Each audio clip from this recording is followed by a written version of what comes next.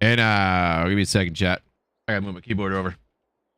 I forgot I'm playing Farming Sim. I gotta move my main keyboard over so I can actually get to the walkie buttons. There we go. There we go. There we go. Good morning. Good morning. Good morning. Welcome, welcome, welcome. It is Tuesday, just after 11 a.m. on June the 7th. Hope everyone having a wonderful, wonderful morning, day, afternoon, wherever you are. We are jumping into some Farming Sim. We have not played Farming Sim in a little while. We're going to jump into our Haut-Beyleron build yet again. We have a lot of work to do here. We have some fields getting ready to be harvested. It's getting there. 90% fertilized. I must have missed a piece, but that's fine. We'll deal with it. Just got to take a quick run around my farm, see what we got. We got our pickup truck here. Let's jump on in. How do you get in it again? Is it enter?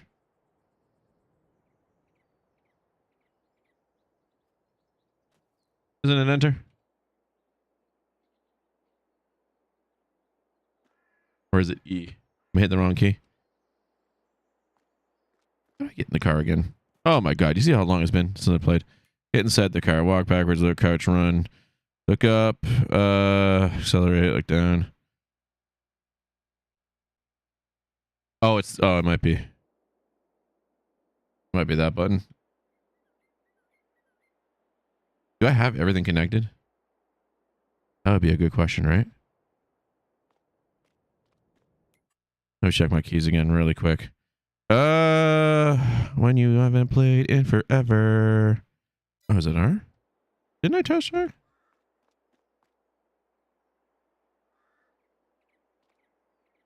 Didn't I touch R?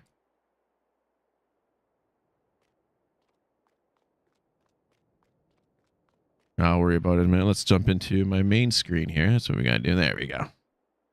There we go. Let's see. Need to cut that grass soon. We cut that grass. Got our farm going. Oh, why it screwed up my name.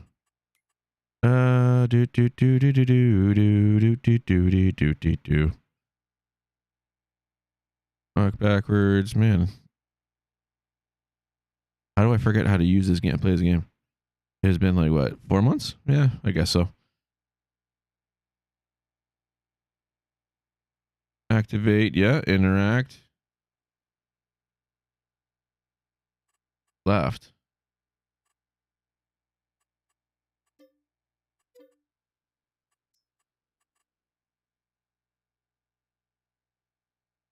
Yeah, ease enter. I want to work.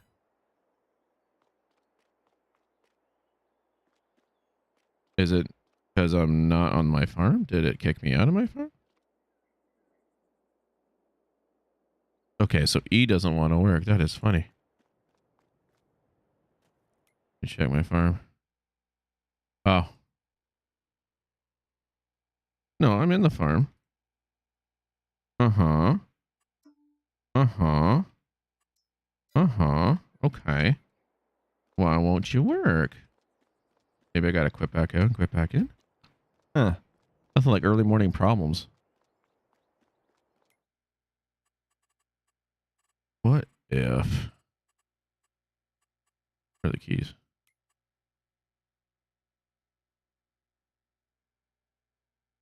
Increase distance honk. Start engine, yeah.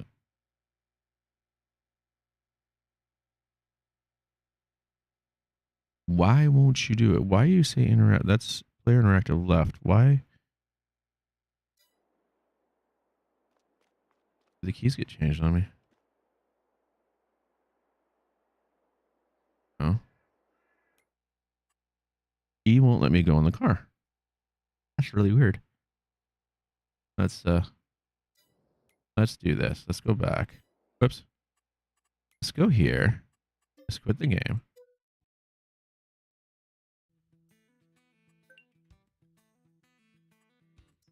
Let's reload it. There's gotta be something messed up. There's something a little messed up, chat. For whatever reason, I cannot enter the dang vehicle. I know it's E. All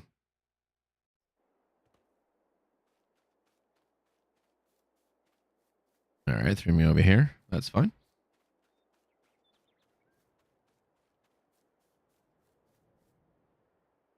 Yeah, see, there we go. Now it's working. Okay, there we go. We got it. I had to restart. Yeah, see, I'm not an idiot. All right, let's go check it out. Let's go check out our farm. We on it. We on it now.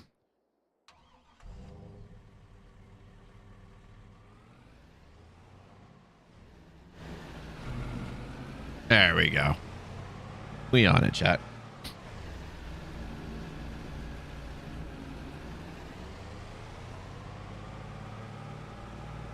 All right, let's go check over here real quick.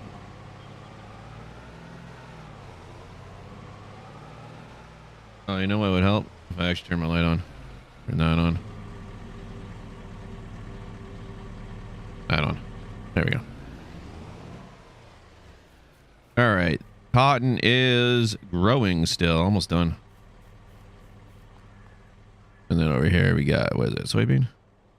Sugar beet. And that is growing.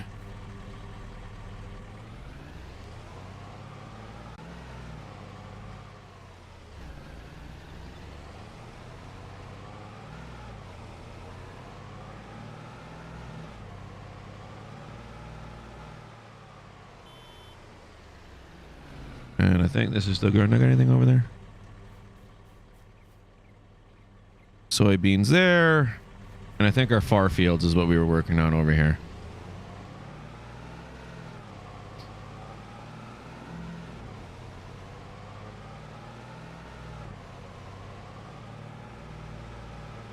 I think we just harvested up this the last time I played. Yeah, so we need to work on this field here. We need to prep this field and replant it.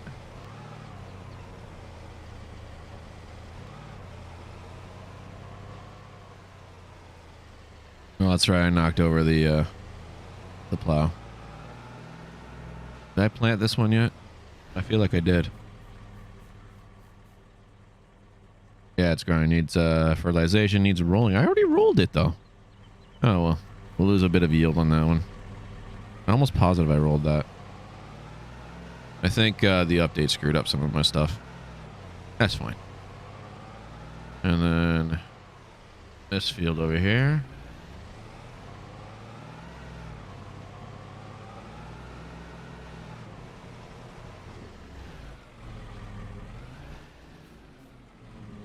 Uh, 0% fertilized. We gotta fertilize it.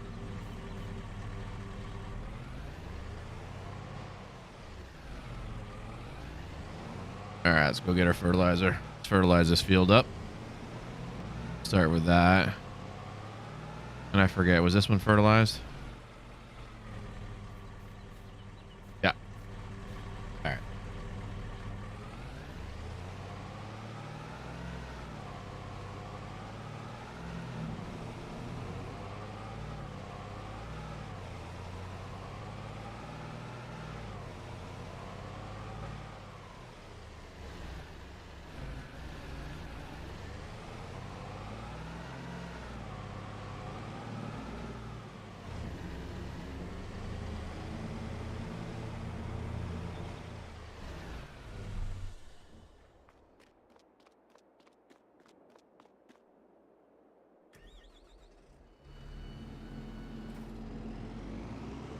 All right, get her brewing.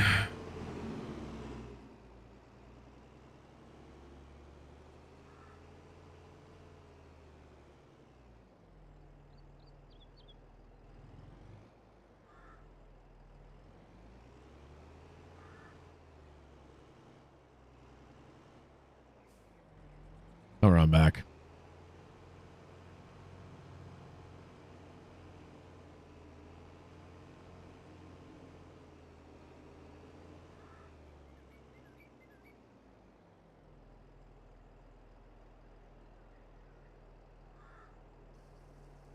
Oh. Oh, one. There we go.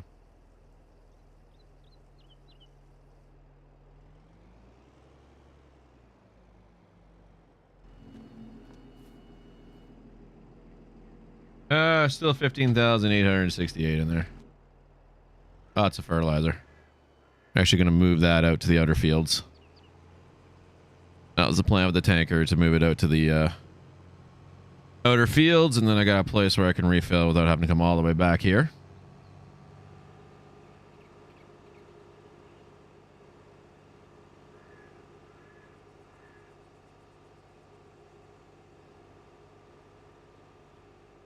Alrighty.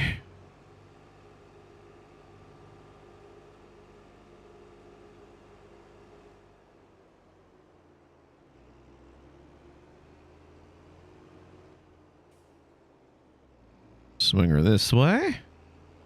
There we go.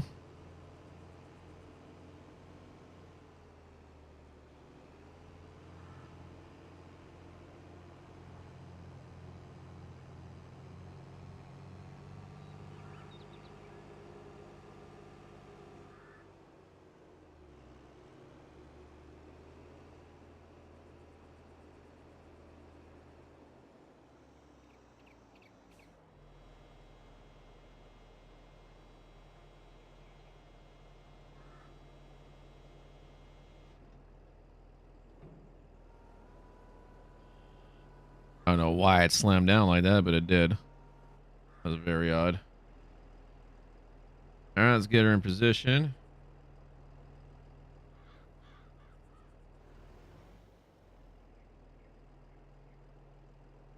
That's not the wrong. That's the wrong one.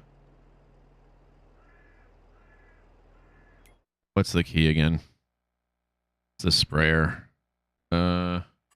Let's do.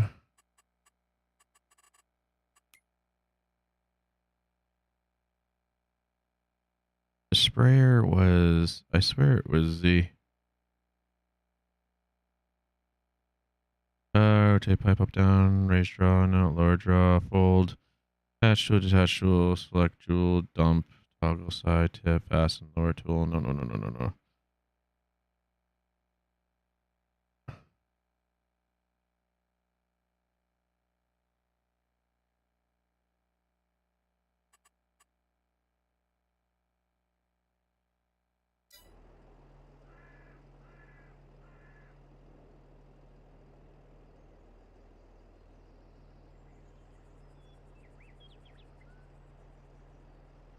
There it is. Control Y, that was it. No, it's not Control Y. All wheel steering, X fold sprayer. Parts. How do you do the width again? Why is it not showing me? I swear it was Z. Hold Z? No, that's that stupid thing. Oh, it's Control Z. Okay. I was right. Why didn't it work the first time then? Let's go.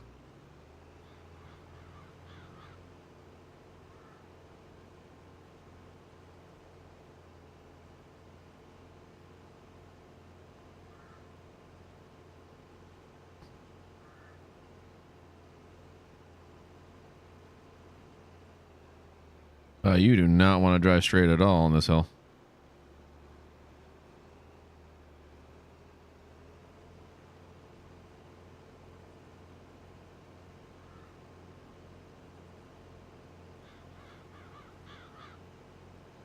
Get ourselves a good spray down here. We'll have to come back and do it again once we get some growth.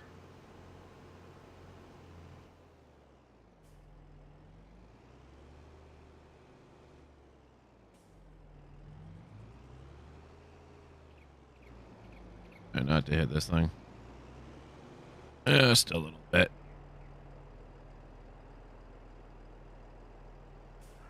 All right, back her up. Spray her on. Let's go.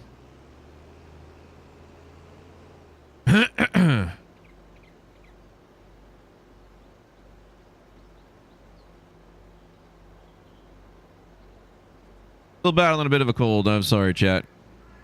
Got a bit of congestion, slight little bit of a cough left, but it's only when I can't breathe that well. Other than that, it's almost gone. It's almost gone. It's been with me for a couple of weeks. One of those daycare colds.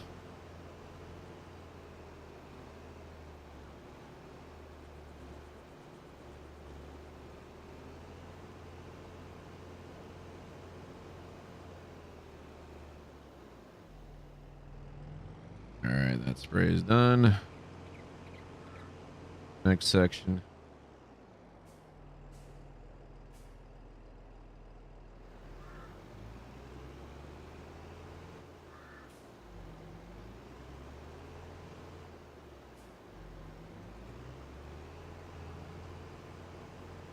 We're gonna have to come back and get a small section. I'm just short. Just a little short on the one side. Let's see here. Yeah, we'll have to come back at that one strip. That's fine.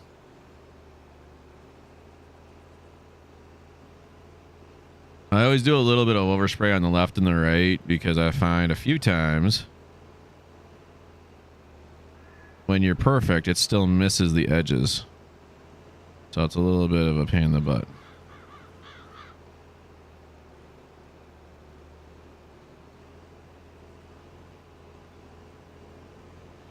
So we'll go back and get that one little middle strip. Once we finish this final side on the right here. Or on my left, rather. Not the right. My other right.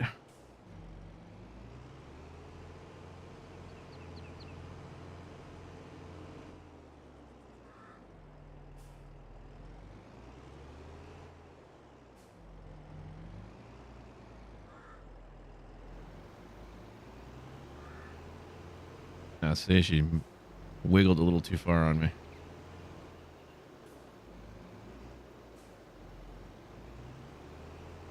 I gotta get used to the stop and go reverse again.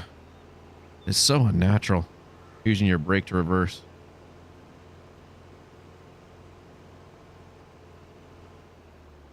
Hey, what's up, Ronnie? What's going on, brother? How are you? Butt booty. What's going on, my friend? How are you?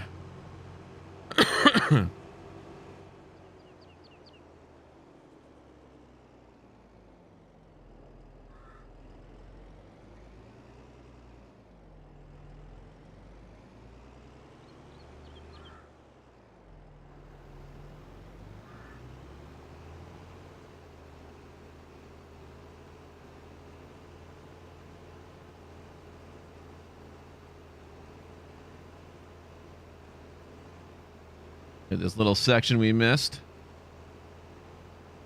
On my way to work. Nice. You still working 18-hour days, or are they shorter now?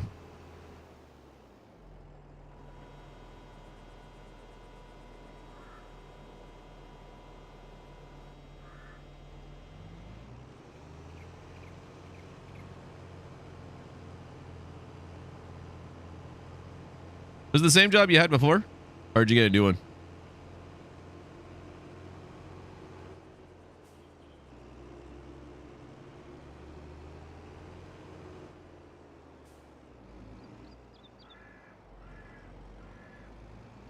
Bring the Bruin back. We'll refill her.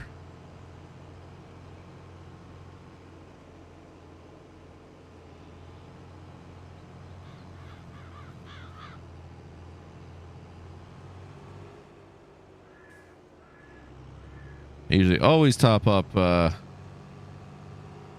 tanks on everything, but for some reason I parked this last time. I forgot to top it up. So.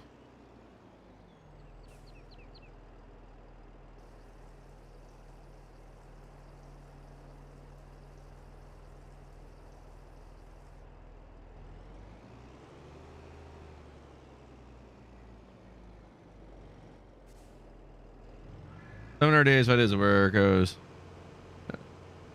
Way too much of a quit. Nice. Nice, nice, nice.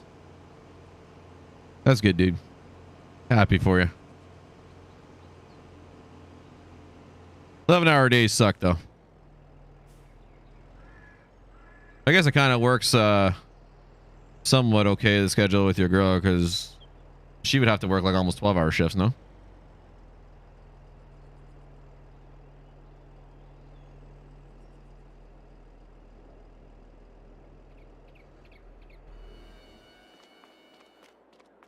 All right, that is done.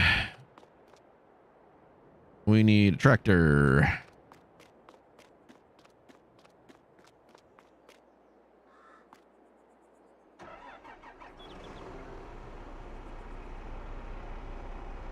Maybe after I couldn't refuse. Fair enough.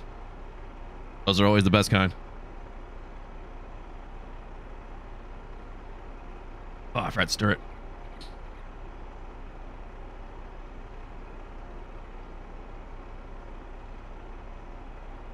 Nothing worse when you forget to stir your coffee.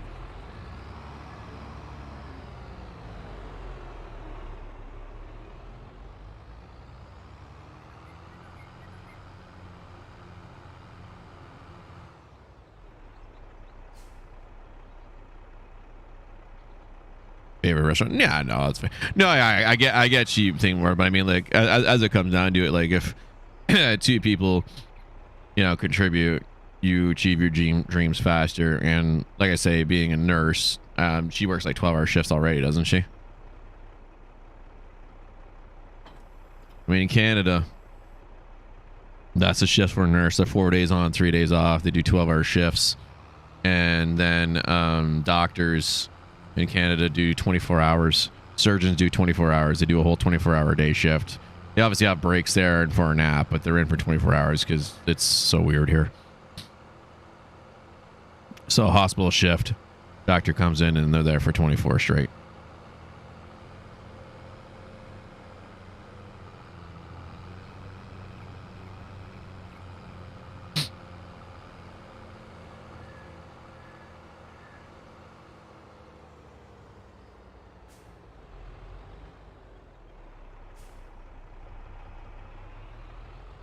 Works 8 hours. Oh, that's good. That's good then.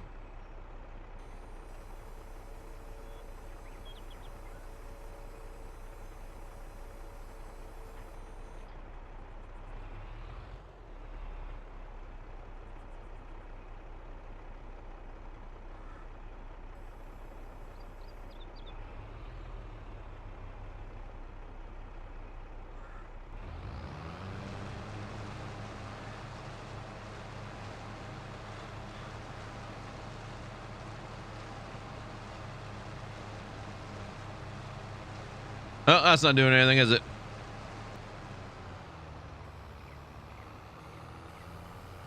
I guess we just gotta plow it. I thought you had to mulch this. I think I made that mistake again before.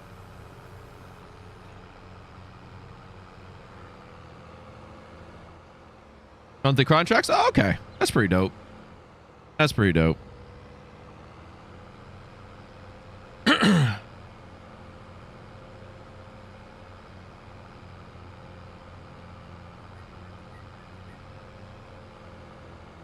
Bonnie. Oh, yeah. Yeah, you told me that, huh?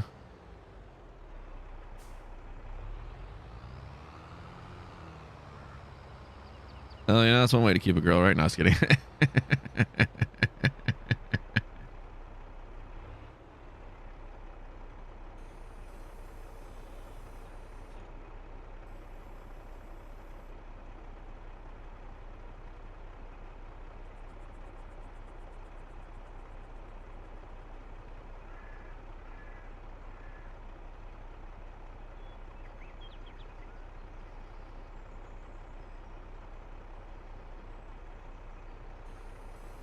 I don't want to do that. Let it go.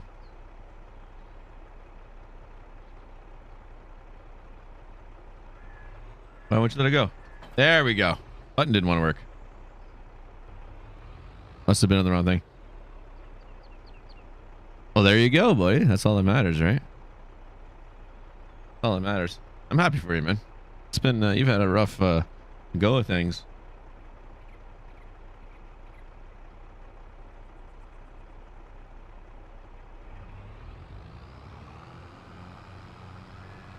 From that wild-loving Amish kid to menace to society.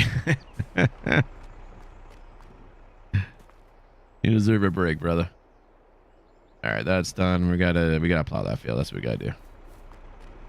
We gotta plow that field.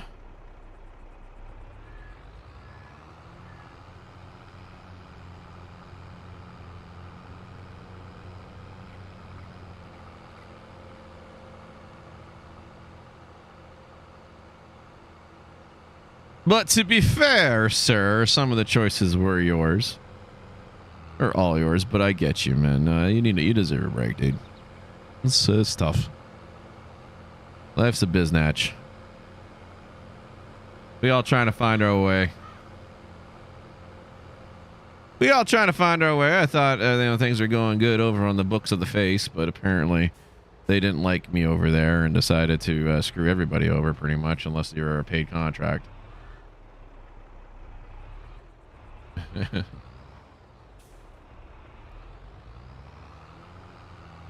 Oh, you're just not gonna. Let's see if I can actually connect you. Maybe I can get you to swing over. This gonna end up really good or really bad?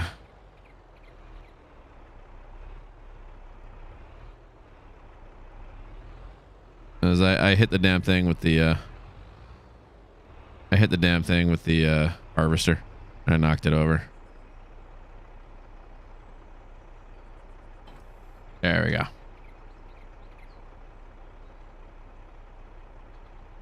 I'm in and out, dude. I have no idea, man. I don't know. Things are weird at times. They're weird here too for what people go in for and what happens. I don't know sometimes what's going on. I mean, for us as well, the biggest thing is it V? Do I have to unfold you? I do have to unfold you, don't I? I didn't turn it on though. Hang on a second here. X. Well, plow is turned. Oh, okay. You're gonna make me do that this way.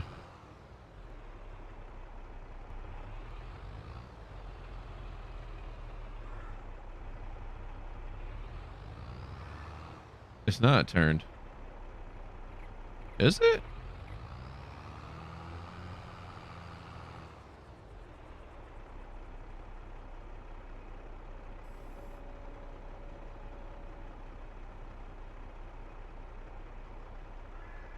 It's not turned, no.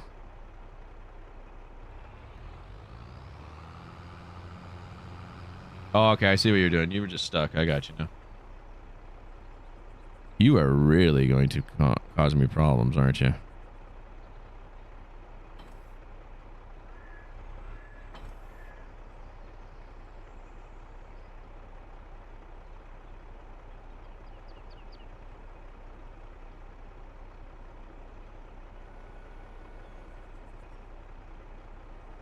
Ah, there we go. Got it. Hey, James. How's it going? I joined. You know what? I'm going to start one in a couple of weeks. I'm going to start a community farm in a couple of weeks. Right now, I'm just trying to get back into this. Trying to get back into it. Did I not lower it? I didn't lower it. Trying to get back into it. It's been a while since I played Farm Sim, but I'm going to set up a server eventually for everybody to kind of join in and have fun.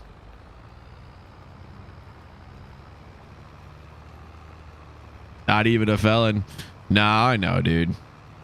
It's weird though, you know. They have their choices. They have their ways of doing things, and it's always weird.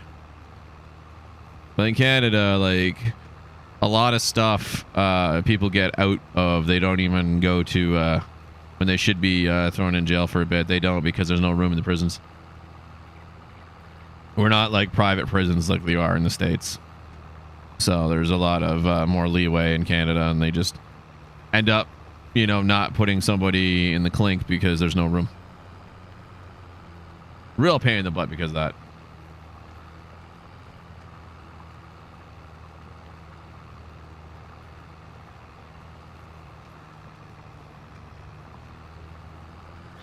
Ah, good old coffee.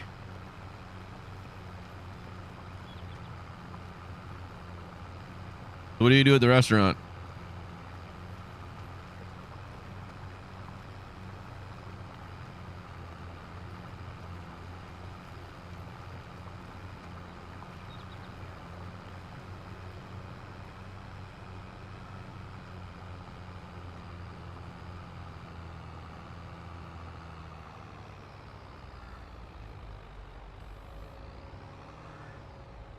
Are these ready to be harvested yet? I'm pretty sure I own these. Yeah, I do. Oh, they're still growing. I forget all the fields I bought.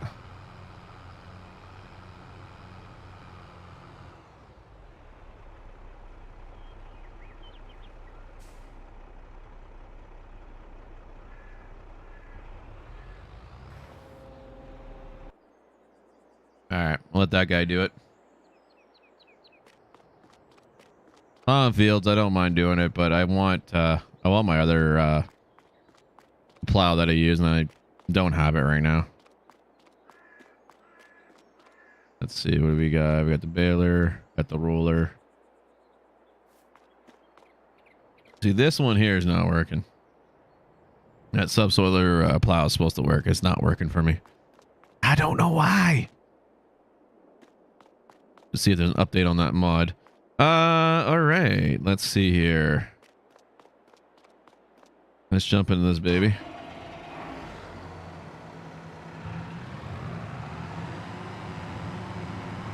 Let's jump on in here.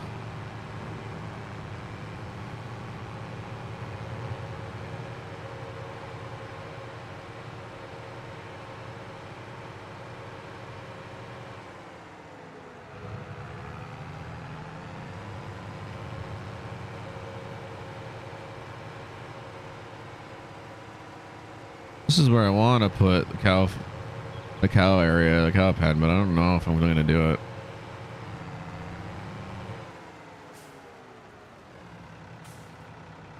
And smooth this area out.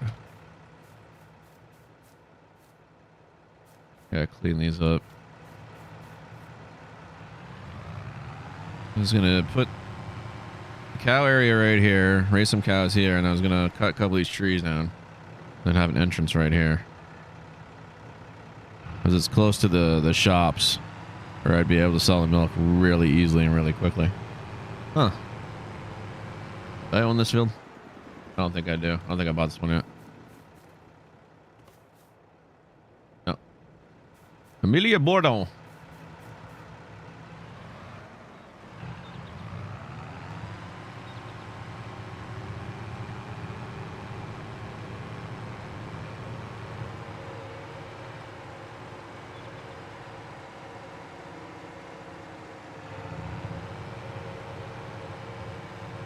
Yeah, cut some grass soon.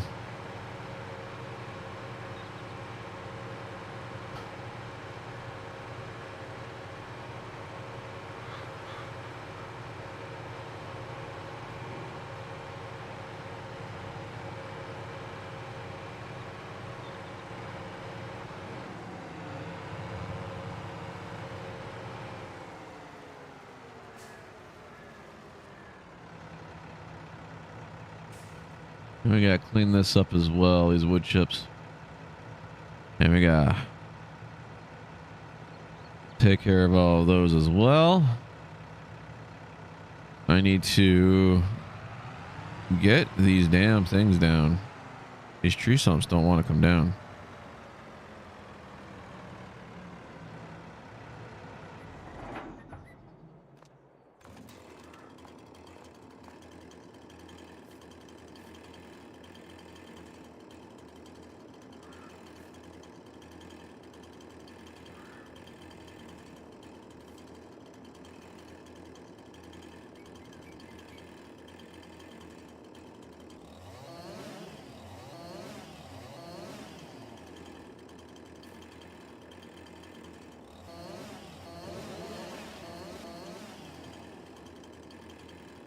It doesn't want to go all the way through.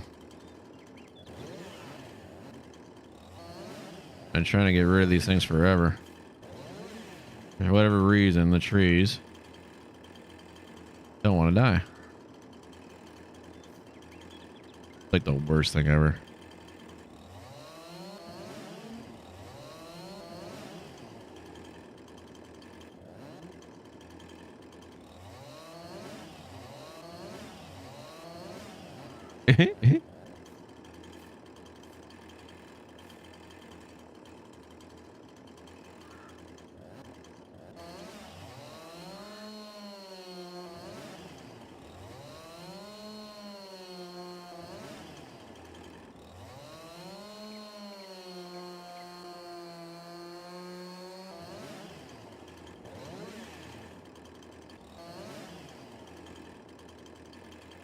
He's like, the only thing it wants to do is just get sliced up. It doesn't want to actually cut right across, which is so dumb.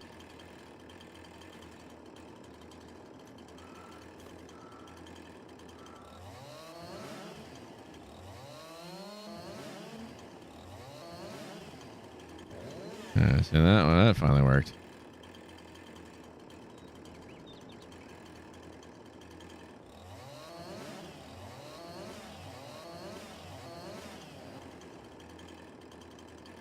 So weird.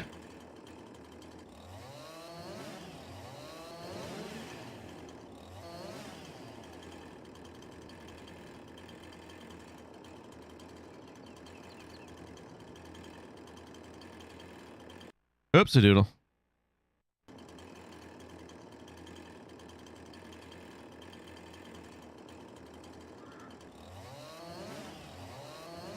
It doesn't want to go all the way through. That's so weird.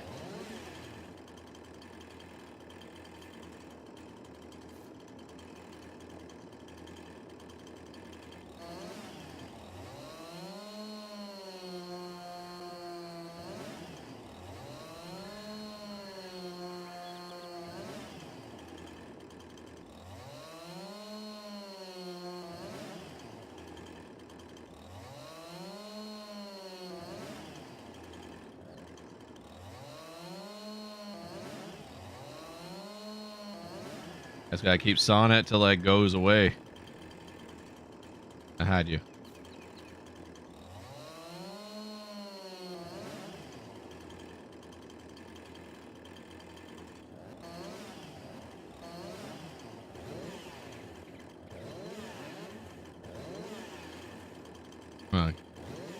Pony on up again.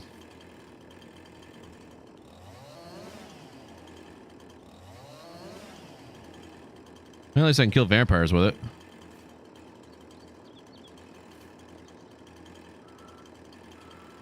You are so finicky. Gives me the green circle real quick and then disappears.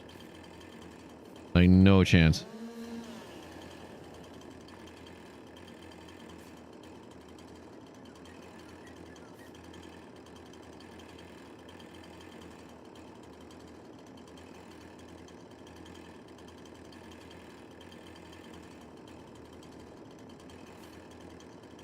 Unreal.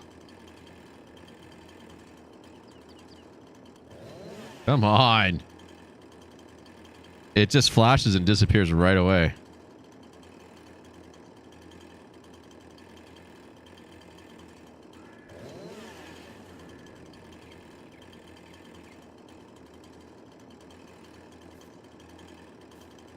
All right, I'm done with that.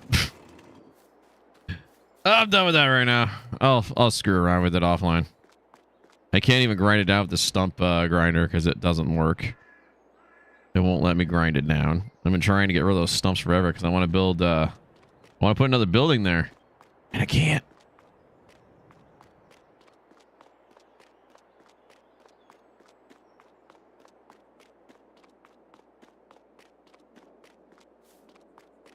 Are you the one with the attachment? Yeah, you are.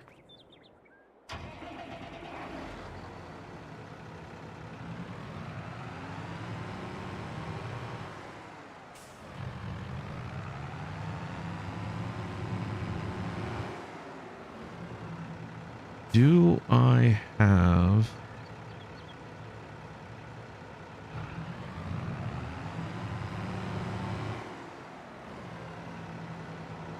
I don't. Let's go buy one. I need a little, and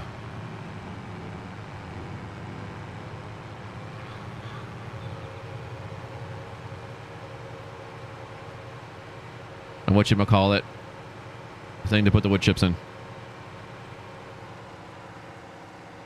Need a trailer to put the woody chips in.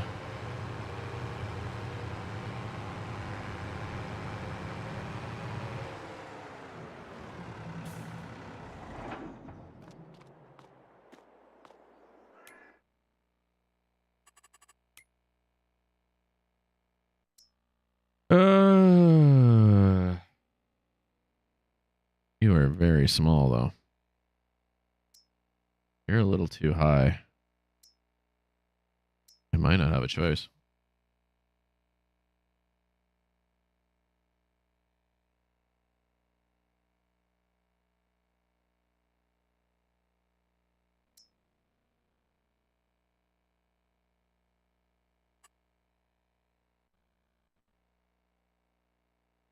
Do do do do do do do. Don't need a low loader. And miscellaneous. And nope.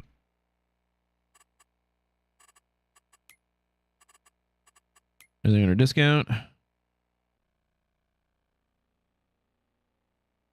That's a manure spreader. That's grass. That's a tractor. All right. We're just going to have to buy this one.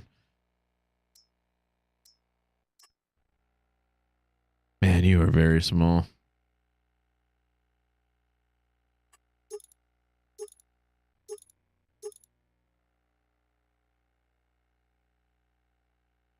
Is there not anything else?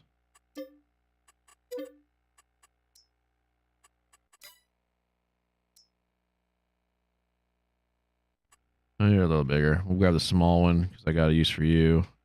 Can you go any bigger? Your bale trailer. No, we'll go standard.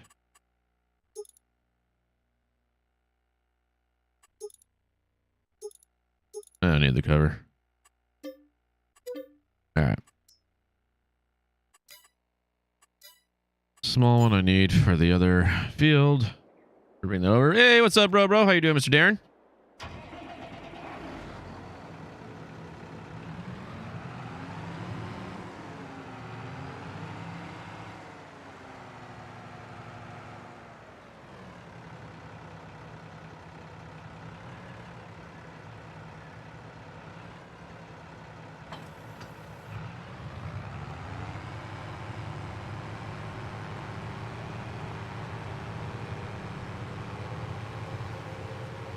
How are you on this fine Tuesday?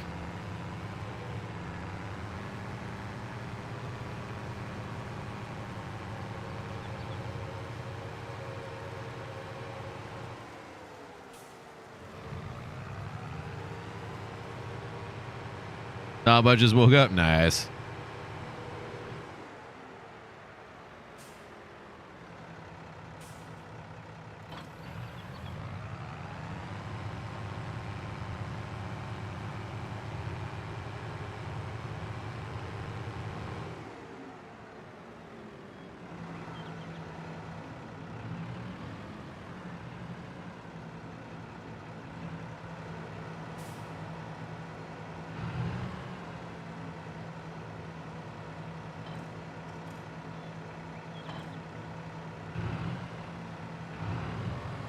Insomnia sucks though. Yeah, dude. I've been lucky. I haven't had insomnia in a while. I've been fairly lucky.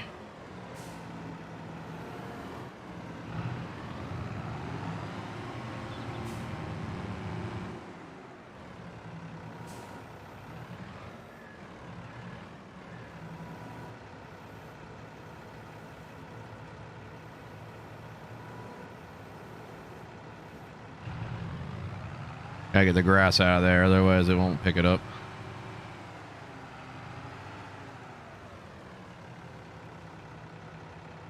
You done my field yet?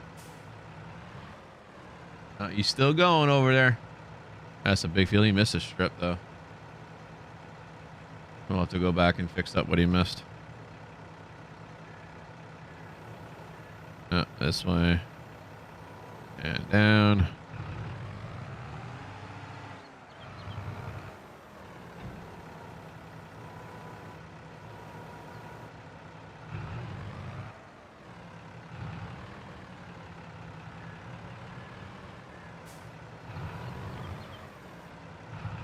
Okay.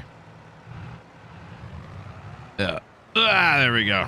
The backwards with the brake is going to screw me up.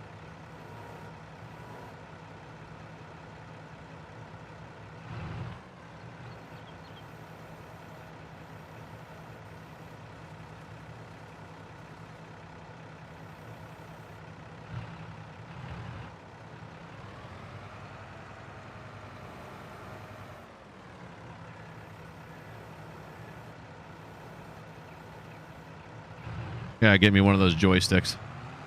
Make it so much easier.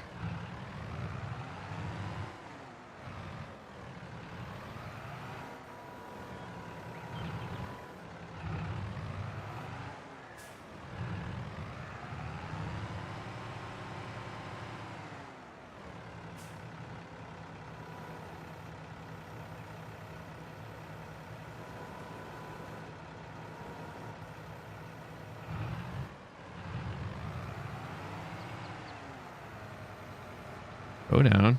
All right, down, down, down. All right, stop. And down. Buck it out. There we go.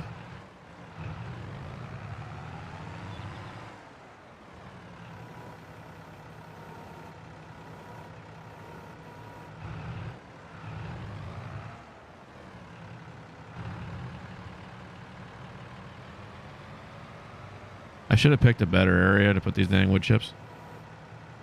But I didn't.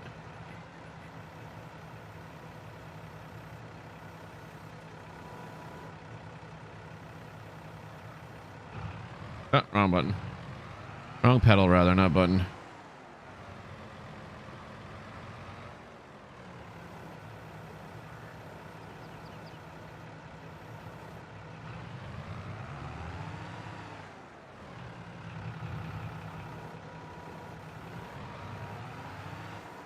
You got 3 days off now, right? That's not bad. I go back Thursday, and then I'm off until Sunday.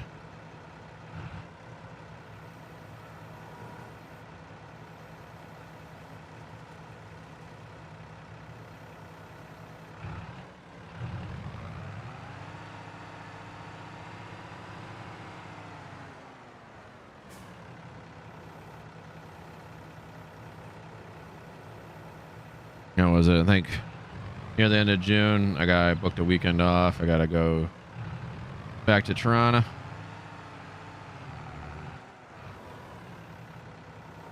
Gonna be so bored. Well, especially if it rains, right? Man, it's supposed to rain all bloody day. But yeah, end of June, we gotta go somewhere around there. We gotta go to Toronto for the weekend.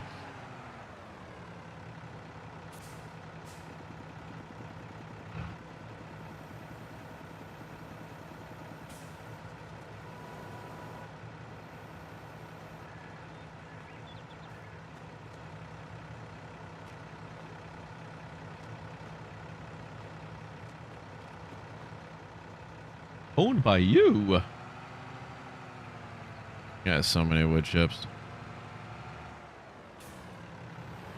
I got more to make too. I still got so much more wood to go through.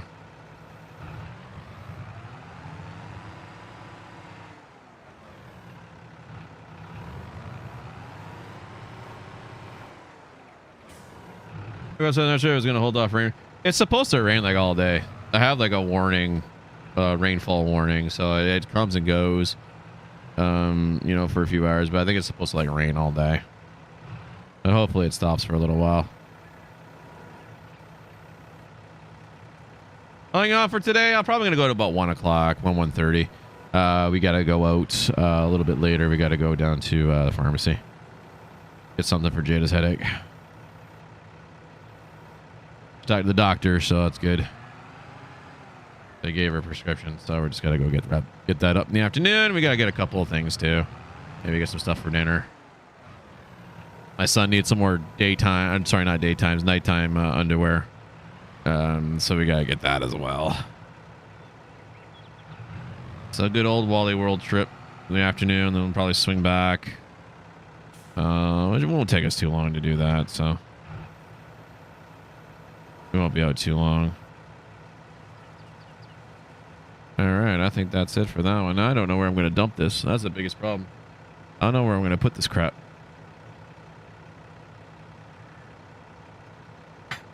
Where do you sell wood chips again? FS22. Sell. Oh, I'm using the wrong keyboard.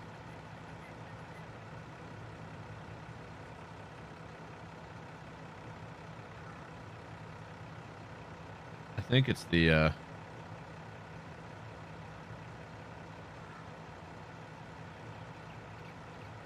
yeah, it's at the back of the sawmill.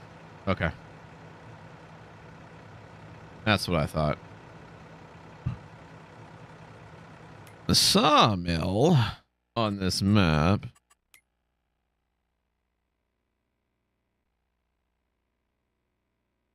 That's the livestock. That's a grain mill. Sawmill was the lime station.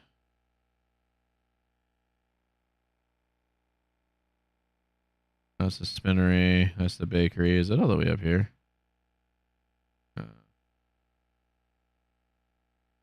Railroad North. Heating plant. Grape processing plant. Bio. Do I not have a sawmill on this map?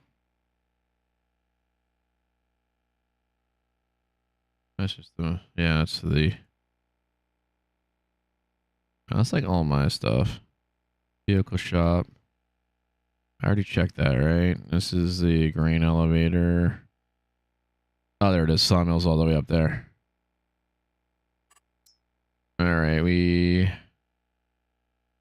do the town in North. Oh, man, that's so far. That's so far. Hope she gets better. Yeah, I don't know what it is. I don't know what it is. Like, it's really weird. She just had a headache for, you know, for like almost 2 weeks now, and she can't get rid of it. And like, it's not a caffeine headache, and it's not a,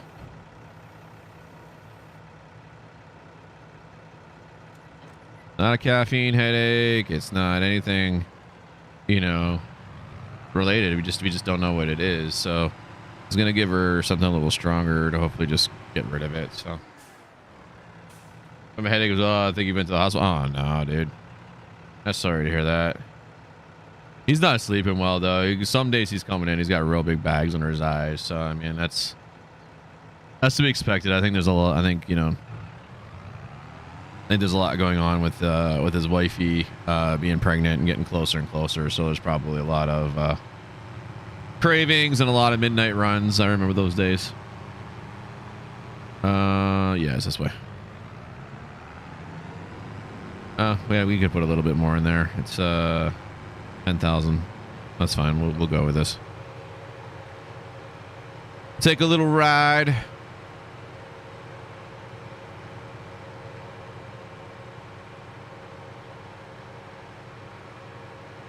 I mean, I've had a headache on and off here and there, but it's been pretty good. I haven't had it too bad.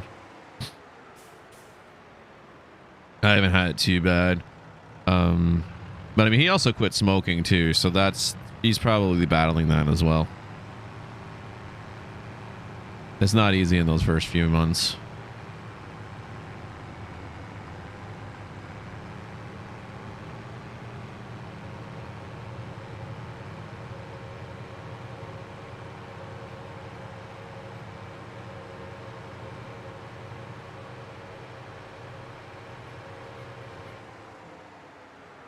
Let me just make sure we're going the right way.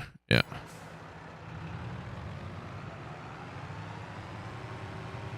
I turned traffic off. They need to work. So one thing Giant Software needs to do is just work on the traffic a little bit better, to not drive right up on your butt. And then when you're like maneuvering, they cut you right off and you can't even move. It gets really annoying. Sorry about that. He's in rough shape. No, I think there's just a lot going on, or whatever, and I think being a newer ASM as well, he has to take all the odd jobs and the you know, and if he's needed somewhere else, he's the first one to go somewhere. So I think it wears on you every now and then, but it'll be fine. He's doing good.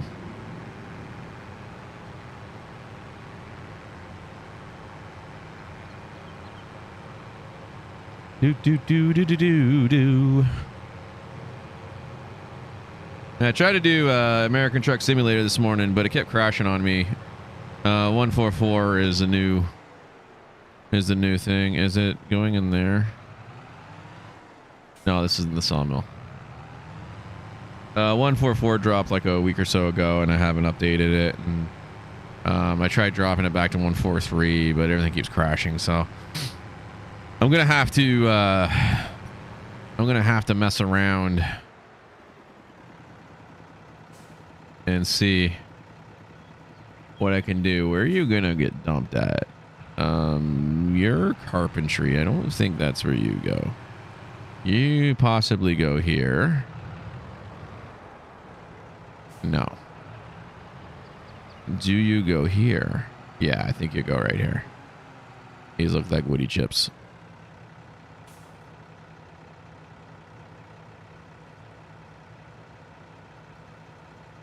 But you don't want to sell, do you?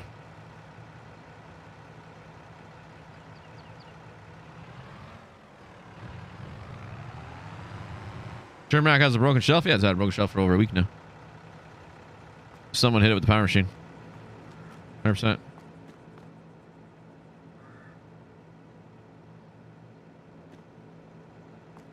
It does look like wood chips, so I don't know why the dump is not coming up. The dump prompt is not coming up. Run around the building real quick. No, definitely not back here. Oh, Brian doesn't want the shelf around there. You know that. Come on, dude. You guys got OCD.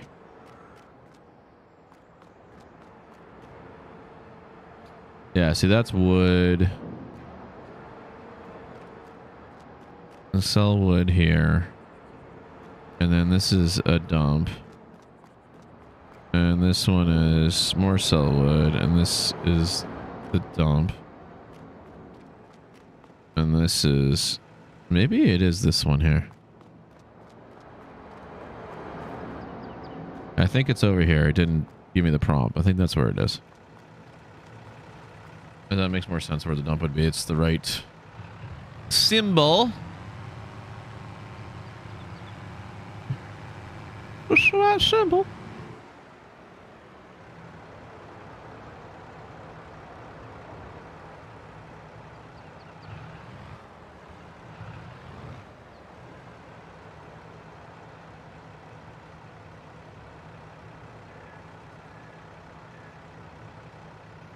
Right in the thigh, isn't it? Can you have to be able to tip.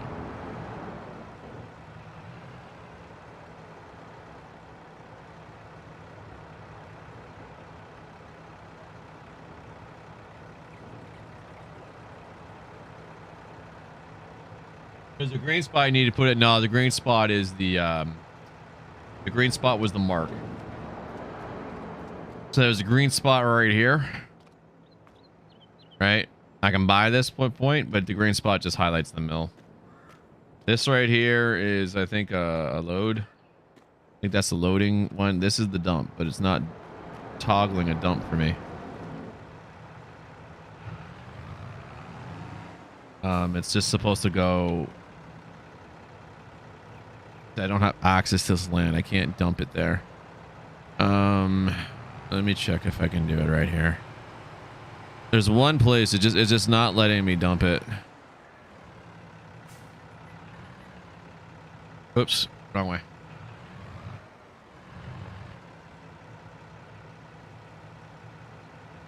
Oh wow, okay, you don't want to work with me. I am doing it right. Because it'll pop up and it'll come up with like I and say sell.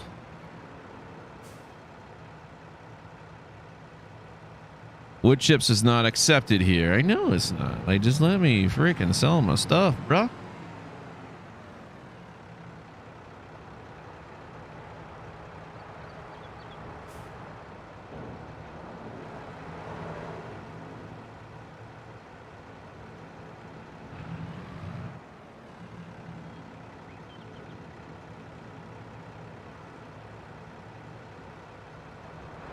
Well, let me do it there.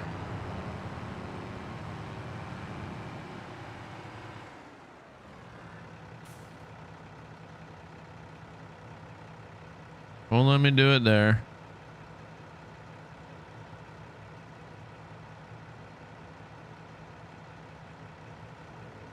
That's really weird.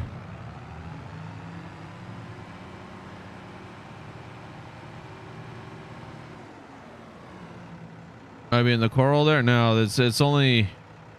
There's only a few places that you can dump it. This right here, this one in front of me is supposed to be where it is.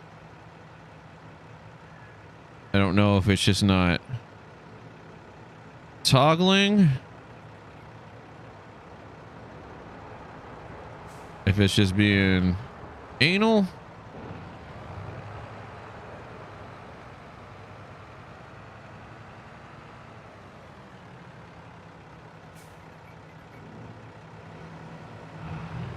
It's really weird. It's not letting me dump it.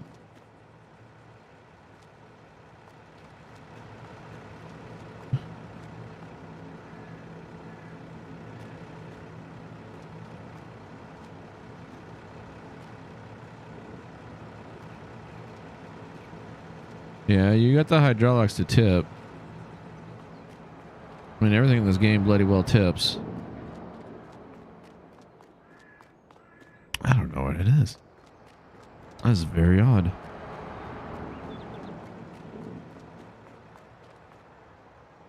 That's very odd.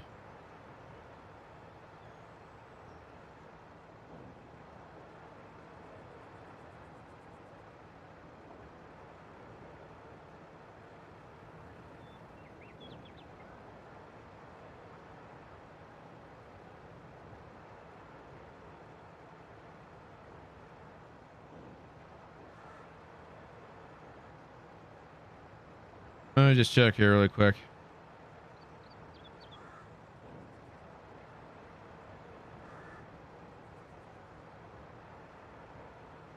Maybe I'm screwing something up.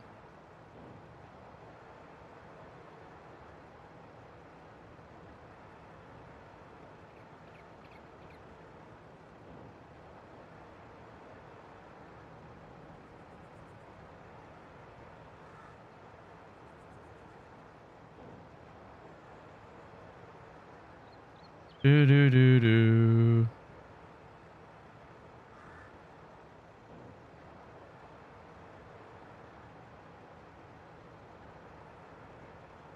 Do I have to put them in bales? Maybe that's what it is.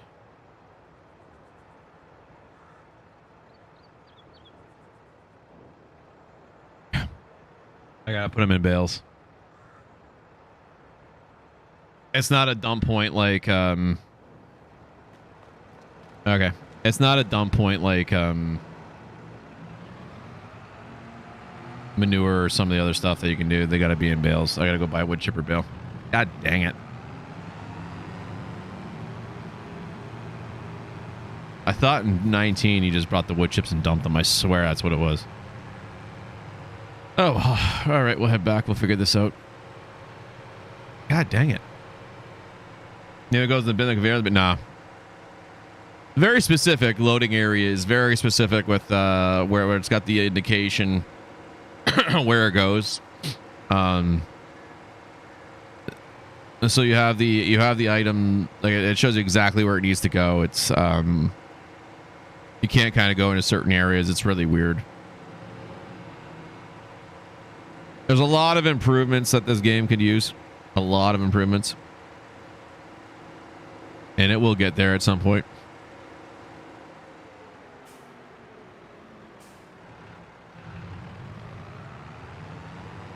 Pardon me.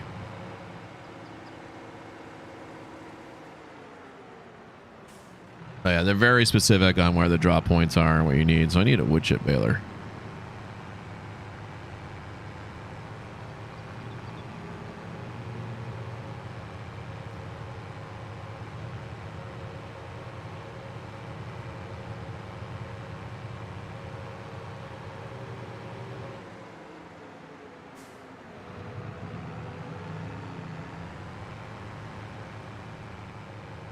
Like grass and straw, when you pick that up, you can pick it up with a forage machine, and then you can bring it and you just dump it. Just without baling it or anything like that and make money. And I thought that's what you did with the wood chips too. I swear that's what you did last time. I could be very wrong in that. I swear that's what it was last time in 19.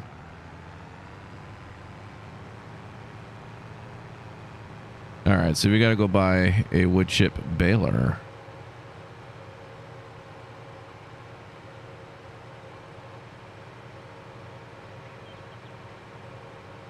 Didn't even know such a thing existed.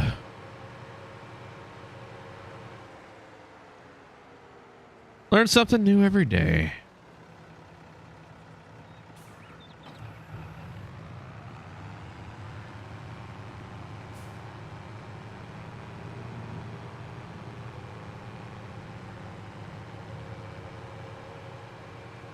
All right, all right, all right.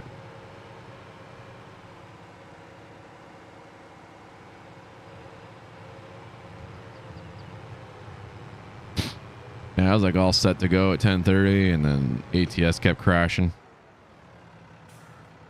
Really annoying. All right, we need baler. Where would balers be?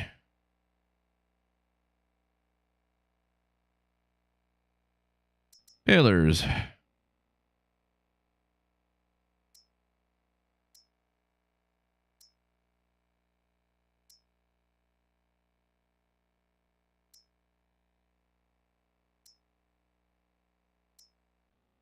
Okay, so they do whatever. Is that what you're telling me right now?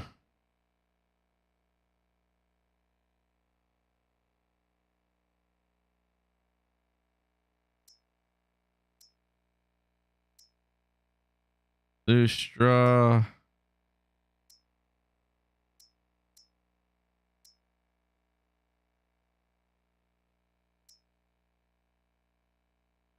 I see their grass, straw, and hay. These aren't the ones. Those aren't the ones. That's a bale loader. That's a bale wrapper.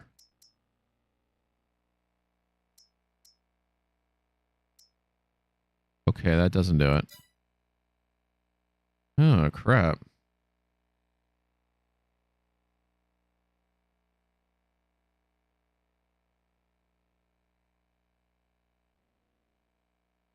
Yeah, he is getting better. He is getting better. I think he's starting to realize certain things, so it's good to see.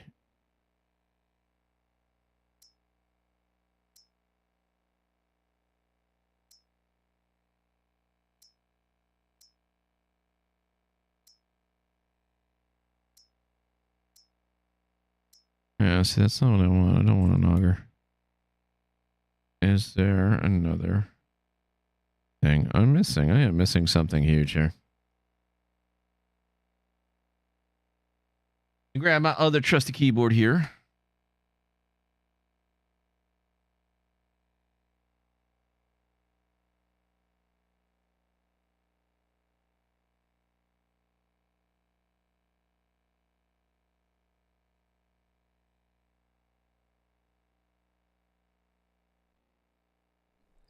Hello everyone, and welcome to a Farming Sim 22 tutorial. Today we are talking about planter here.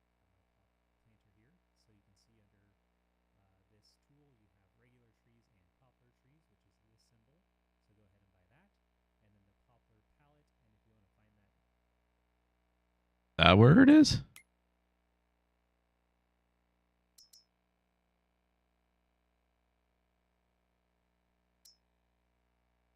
Breaks trunks into wood chips.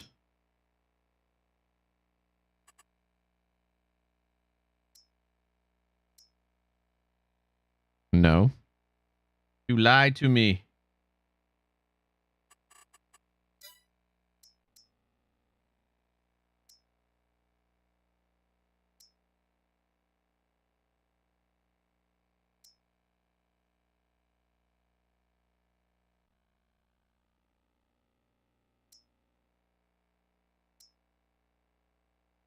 I think I need this thing.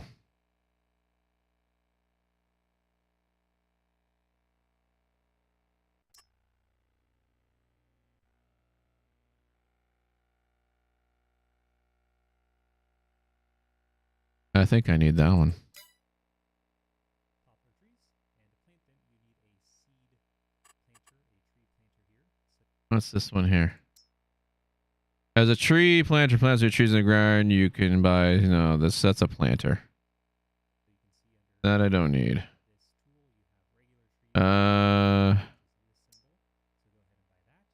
That's samplings.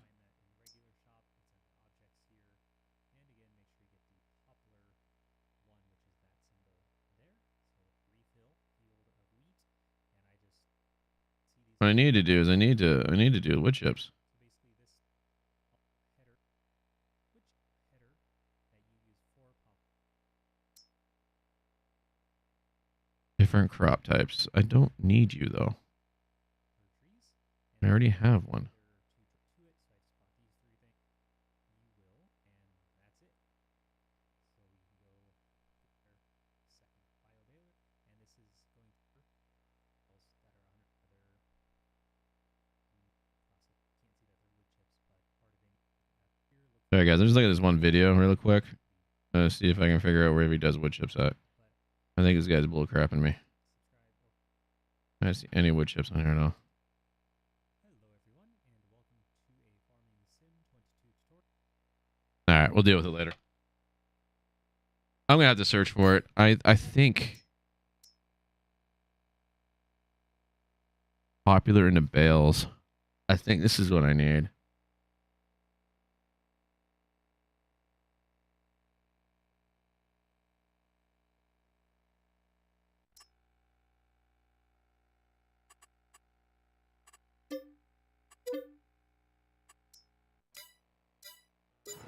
I think that's the one I need.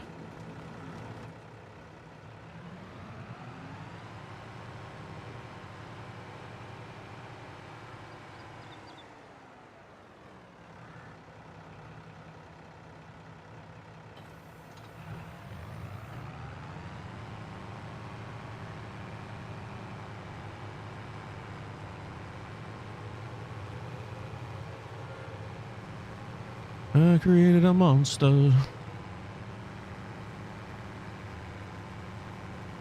All right, let's see if this works. If not, I just wasted 100 grand. But I actually need. I'm eventually going to need this. That's the only good thing, is I am going to need this thing. But I'm pretty sure this is what I need.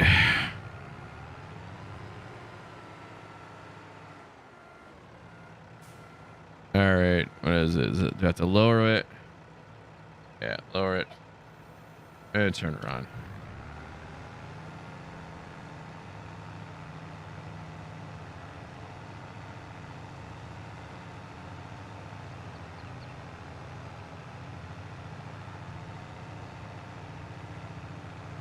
Oh, game lied to me.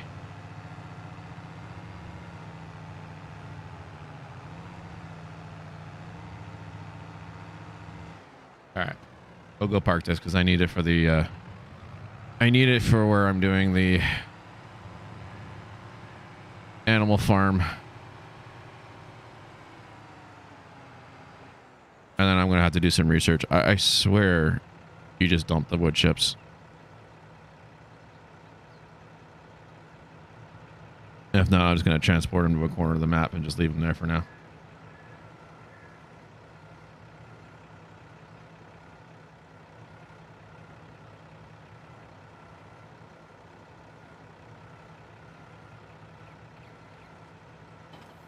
Which is what we're going to do right now.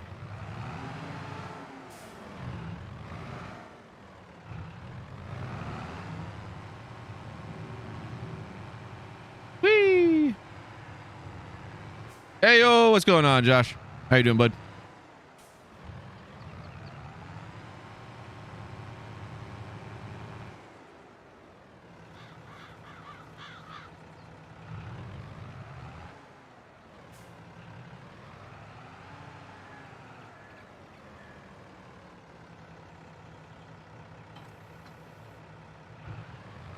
All right, we are going to go.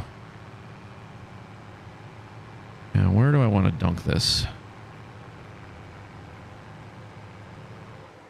I want it somewhere. Did this guy not finish?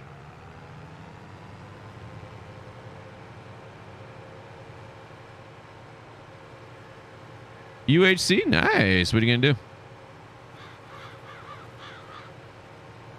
This man did not finish plowing my field. Because he ran into a goddamn tree.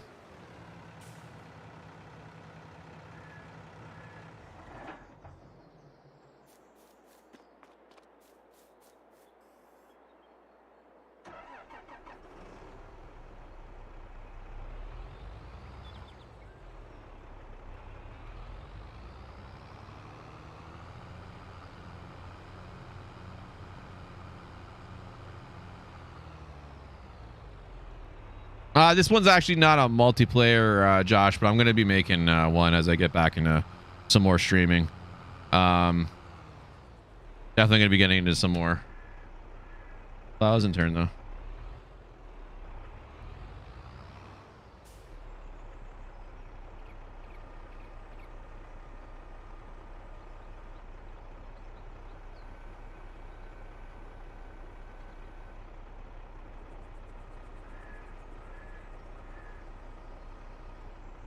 But yeah, this one's not a multiplayer farm, but I got a couple that I'm working on setting up, and then potentially a server. So give me a few weeks once I get back into my full schedule. We'll be getting some multiplayer server farms going and stuff like that. So it's gonna take me a little bit.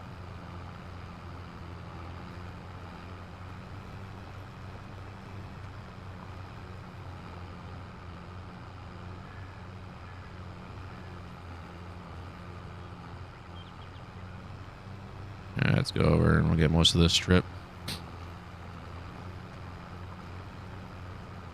Apparently my worker did not want to finish the job. He like went on some weird tangent over there and then ran into a tree. He was doing so good. That's the other thing they need to fix in this game is hired workers, hired help. They're still very very much a pain in the buttocks.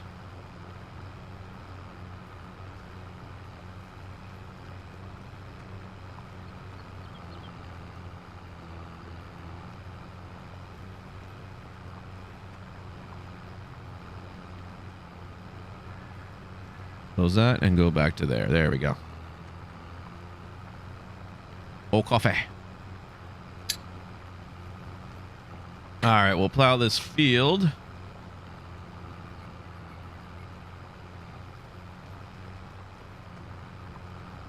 And then maybe we'll make our farmer sleep, and that should open up some of the harvests and get some harvesting going.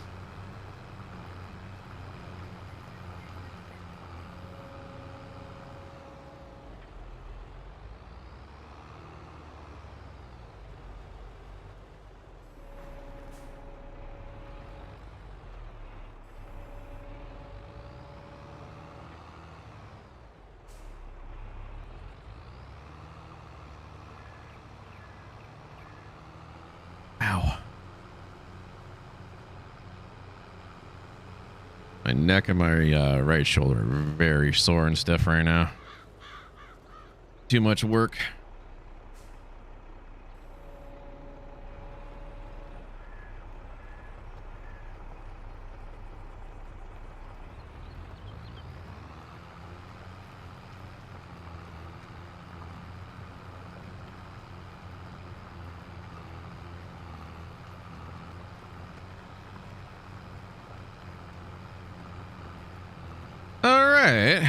Off to the plow when we do.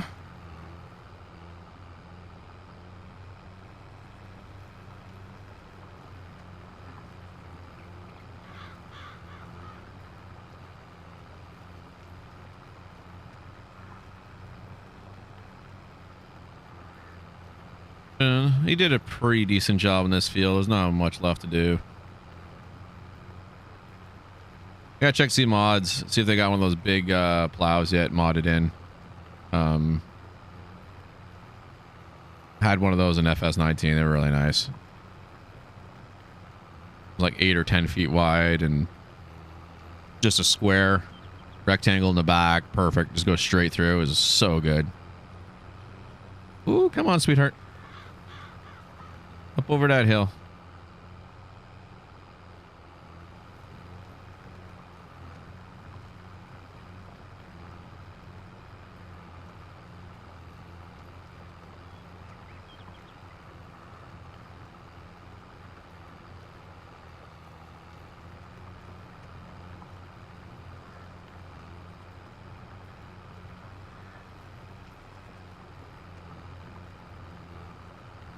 Yeah, see, the field's on a bit of an angle, which is why the AI can't deal with it. It's so dumb.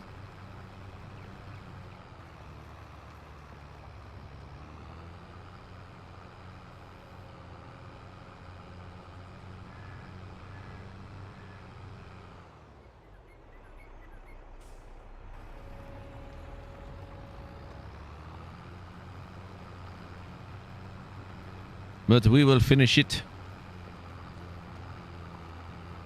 Yeah, it's weird. See, he was going straight, and then he took an angle straight, right into the tree, instead of going straight. That's so weird.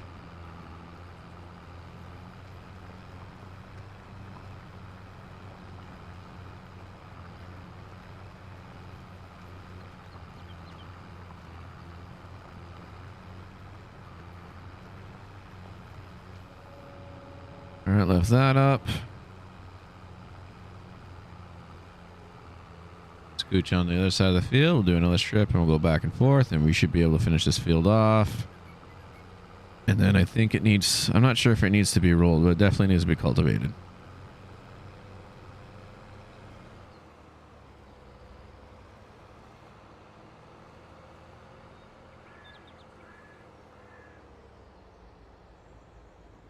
Oh, easy there.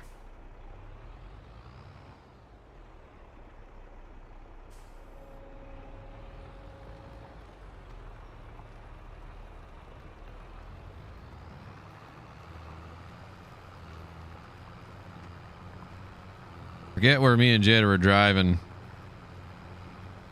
a week or so ago. We saw one of the local farms. I think it's when we went to St. Thomas, to be honest with you. We were just heading out there for the day or something like that. We saw one of the farmers doing a plow, had a little small plow exactly like this. A little bit smaller, like the smaller one I have off in the garage.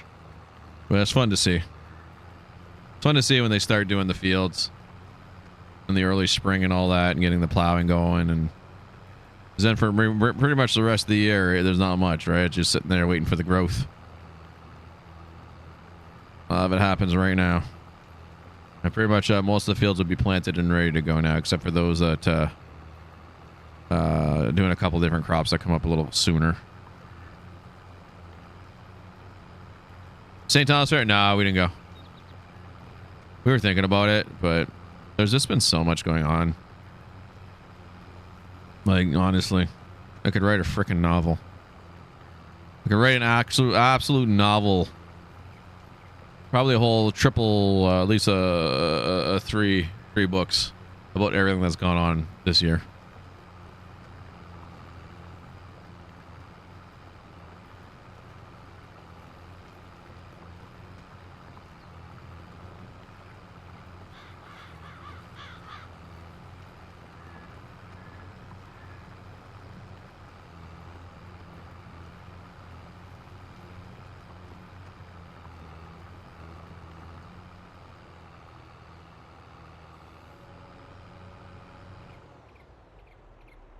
We were gonna go to that. We were gonna go to that circus thing at Westma, but then we saw it really wasn't that interesting. Like, they were doing like bike tricks and stuff like that, and while it's kind of interesting, I thought the price was a little too high. $25 per adult, so it would cost us like over $50 with taxes to take our 2 kiddos there.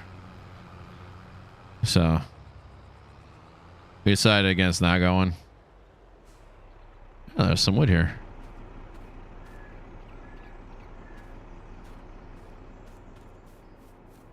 Put that in there.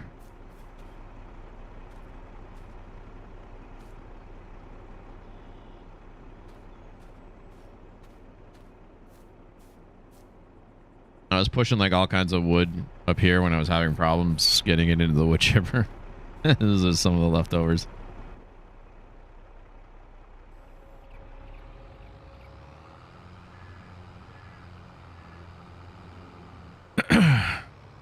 Well, yeah, we were gonna go. We just decided not to. I don't think the value was there. We saw a couple of videos on YouTube and what they do, and I'm just like, it's cool. My son probably would have liked it. My daughter probably would have got bored. She's still at an age where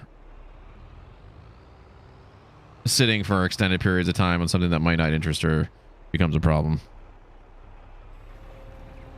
There's all kinds of stuff going on this summer, so thankfully everything's kind of getting back to normal. I mean, Western Fair is not till like what, end of the year. Not too worried about that right now.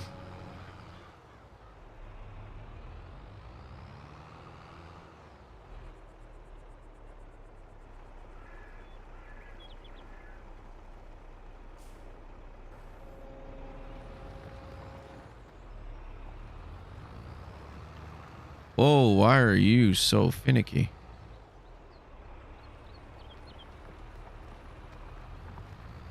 I got to do one more pass. I think I'm going to miss that little bit there. Yep.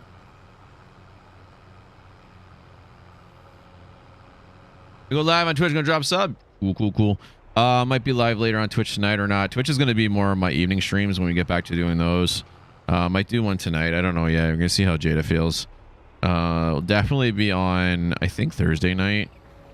I think Cray.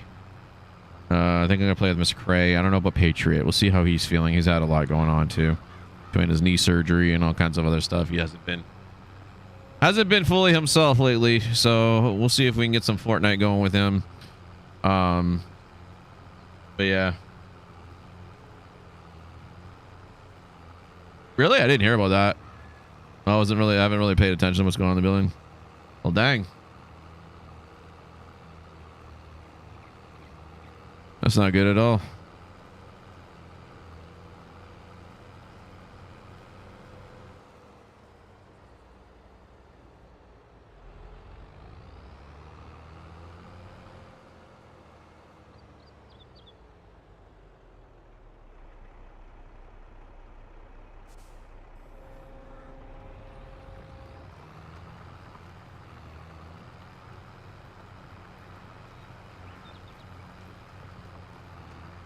That's pretty sad.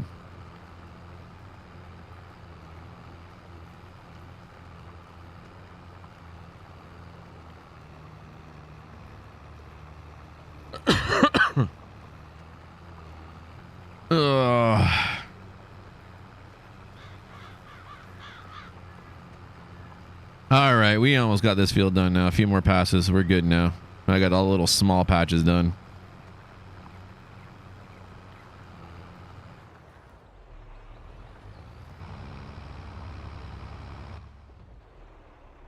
That's not the button I wanted.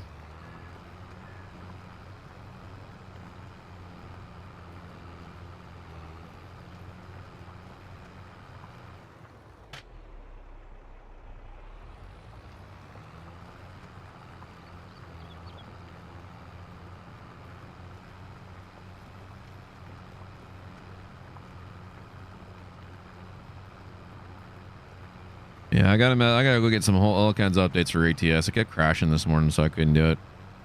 We'll get it next week. I think tomorrow we might do some racing.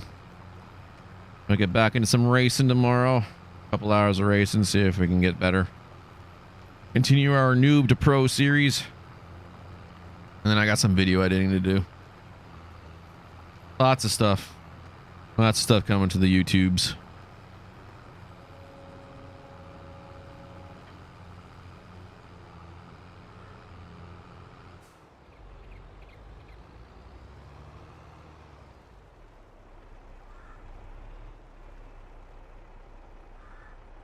I gotta cut up those couple races we did about a month ago now, almost ended a few weeks ago. I got to edit those, get those up, and then do the commentary over top.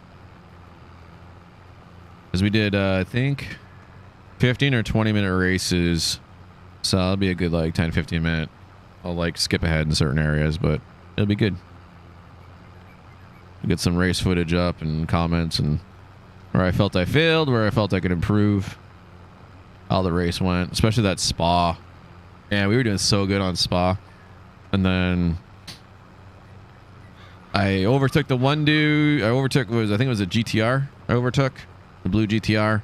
And then he came in on the inside of me. Didn't really dive bomb, but did a good pass. And then I ended up clocking him right in the back and spun the car. I didn't expect him to park on the apex of the hairpin.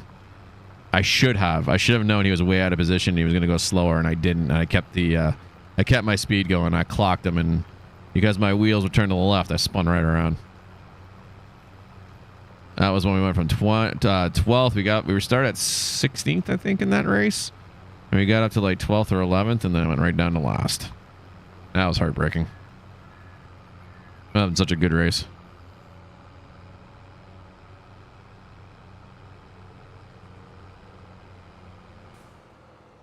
Gonna plant some garlic today? Yeah, nice. Yeah, there's a lot of the garlic that keeps sprouting.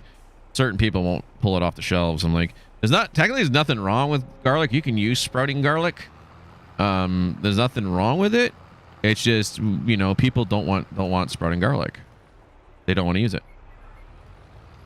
So nobody buys it. So it just sits there. So that's why I take it off and just rather wrap a couple of them and sell them for $1. At least they'll get sold.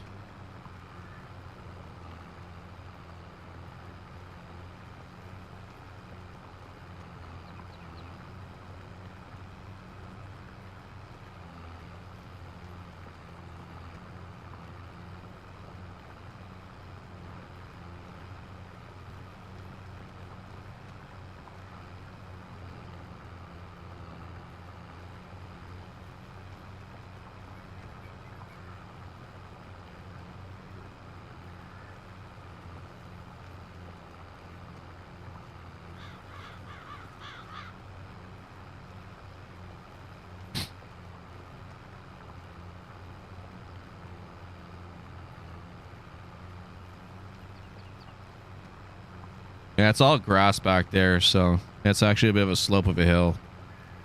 That wouldn't surprise me if she did.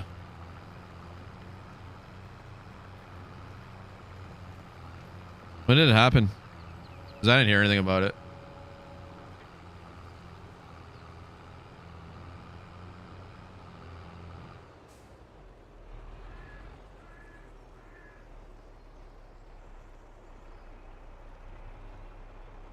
I don't really know many people in that other building to begin with, but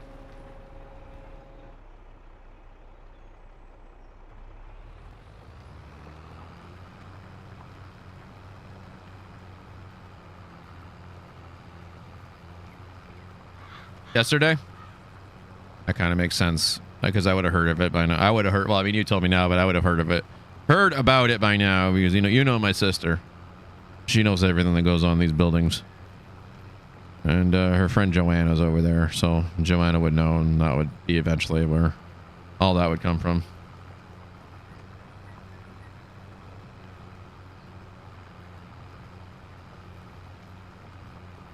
Yeah, it's very sad. Hopefully she's alright, she'll pull through, and she gets the help she needs.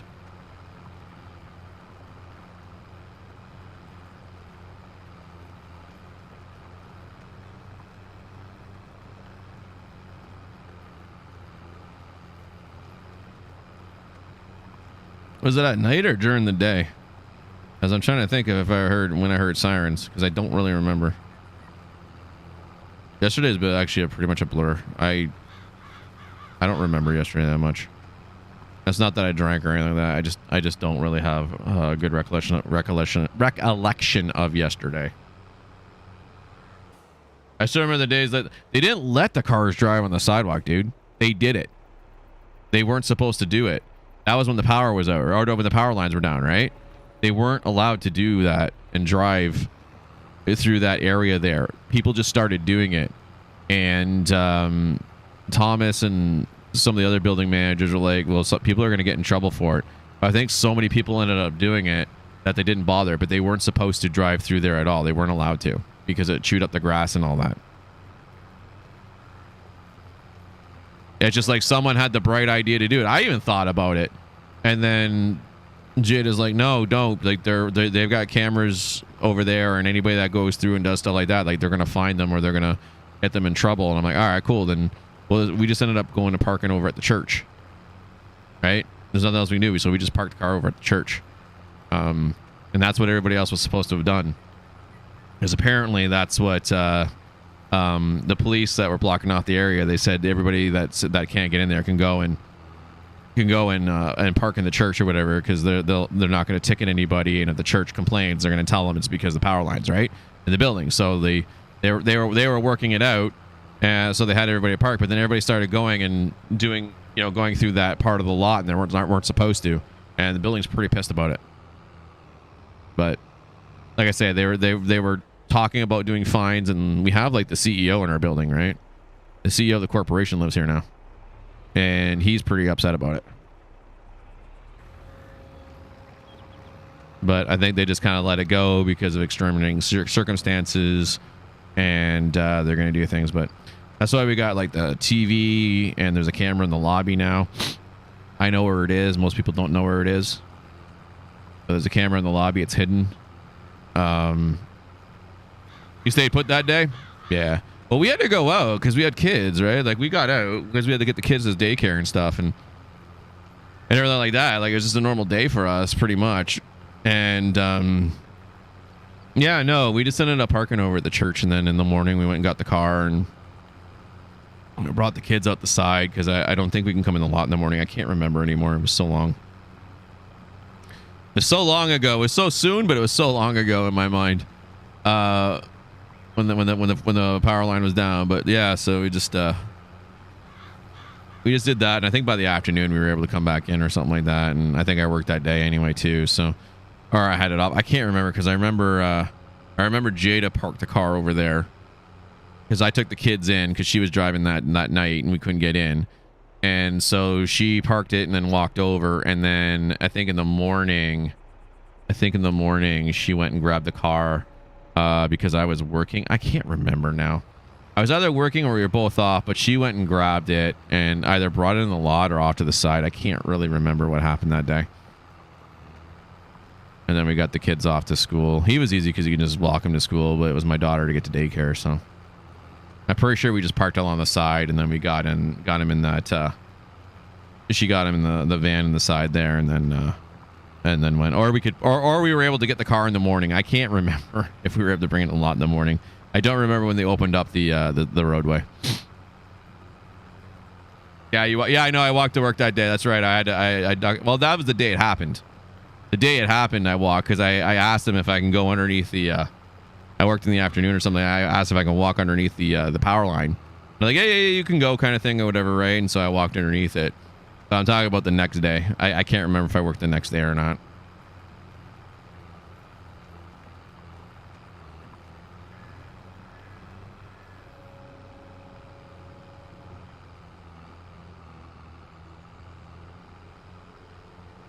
Your van's sitting at 71k miles. Nice. I'm pretty sure our silver van is in Quebec, repaired and sold to somebody in Quebec. I'm almost positive they sold it to a company, and the company repaired it and sold it. It was roughly $10,000 worth of damage if you were to do a retail. If you were to pay shop, but somebody else that might want to buy it for scrap will probably fix it for cheaper, and I guarantee you the van's still in service out in Quebec. It's usually what they do with accident cars. Cars in Quebec that are hit and like written off are sold to companies here in Ontario, fixed up and resold. And then same thing with Ontario cars. They're sent to Quebec, and they're fixed up and sold there if they're still decently done. There's just so much going on when the guy asked me for the second key to the van. I don't know where it was. I found it eventually, but we weren't using the second key. Does he go to what? No, it goes to St. Rose Lima. John Vinny. But yeah, no, they wanted that, and then they were like adamant about getting the ownership back, saying like, the car is still in your name, blah blah blah, and you're liable for anything that happens to them. Like, well, I shouldn't be liable for anything if it gets crushed. It threw me for a loop, so I figured it out. They're having a company pick up the car and they're shipping it out of province. And I know they do this because I worked for a used car dealership that bought all kinds of cars from Quebec. It was an auction place. It's called Auction Direct. And the guy that ran it was my ex's aunt's ex-husband. Were they ex-husband? Did she marry him? He wasn't Ryan's father. No, not Ryan. He wasn't Brennan's father. Brennan's father. I forget who Brennan's father was. I think they only dated. I can't remember if they were married or not. But anyways, he owned the company, and they were doing auctions. That's where I actually got my Jeep for like $500, $600. I bought it from that auction. I got it for under $1,000. after tax and everything.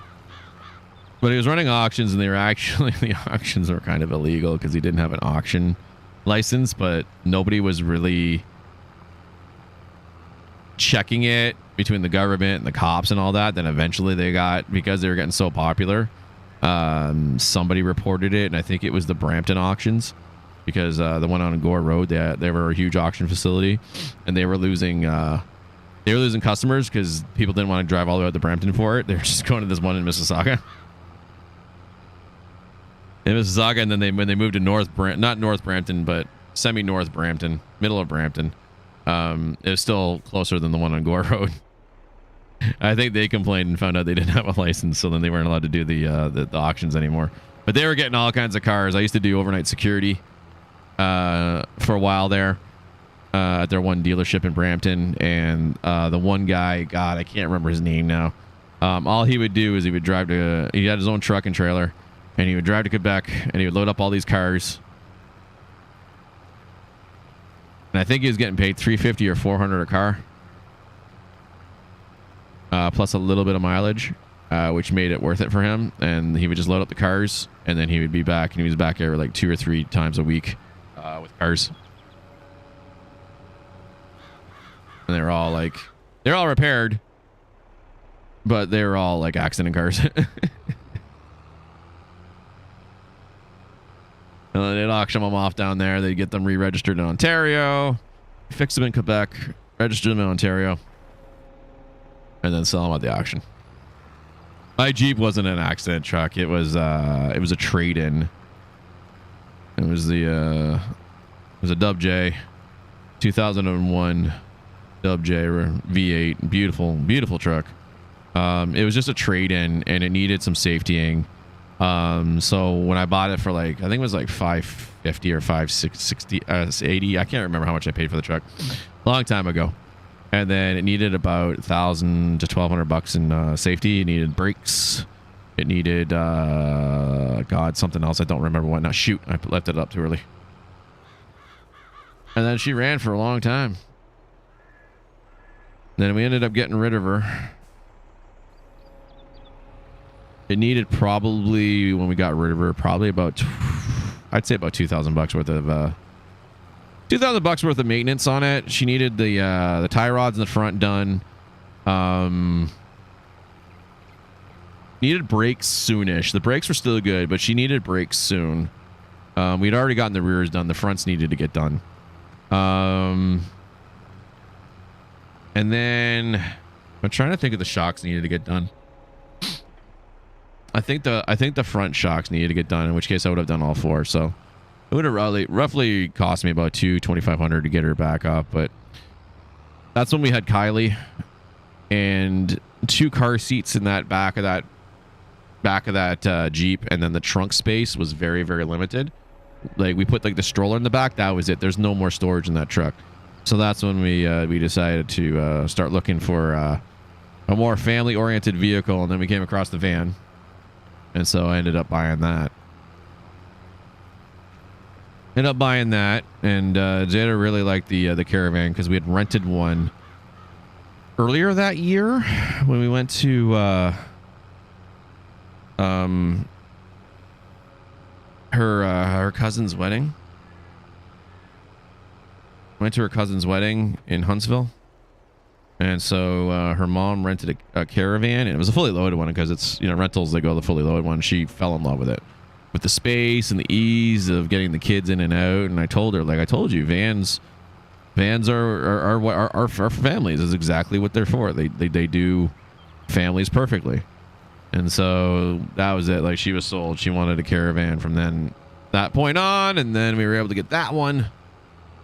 Unfortunately, it met with a unfortunate end. And looking for a new one. Most of the used vehicles, used vehicles right now, to get used vehicles is as expensive as shite. Because new stock is very limited, and just the way the world is right now, everything's goddamn expensive. And then I saw a few. We had the rental car, right? And I saw a few. And they were roughly around, oh, goodness gracious, I don't think I can find anything used for under 20k. That wasn't okay. It doesn't need to be doing anything, so we're good. Just gonna roll. Cultivate it. Cultivate that field. Cultivate it, and then we will plant something there. But where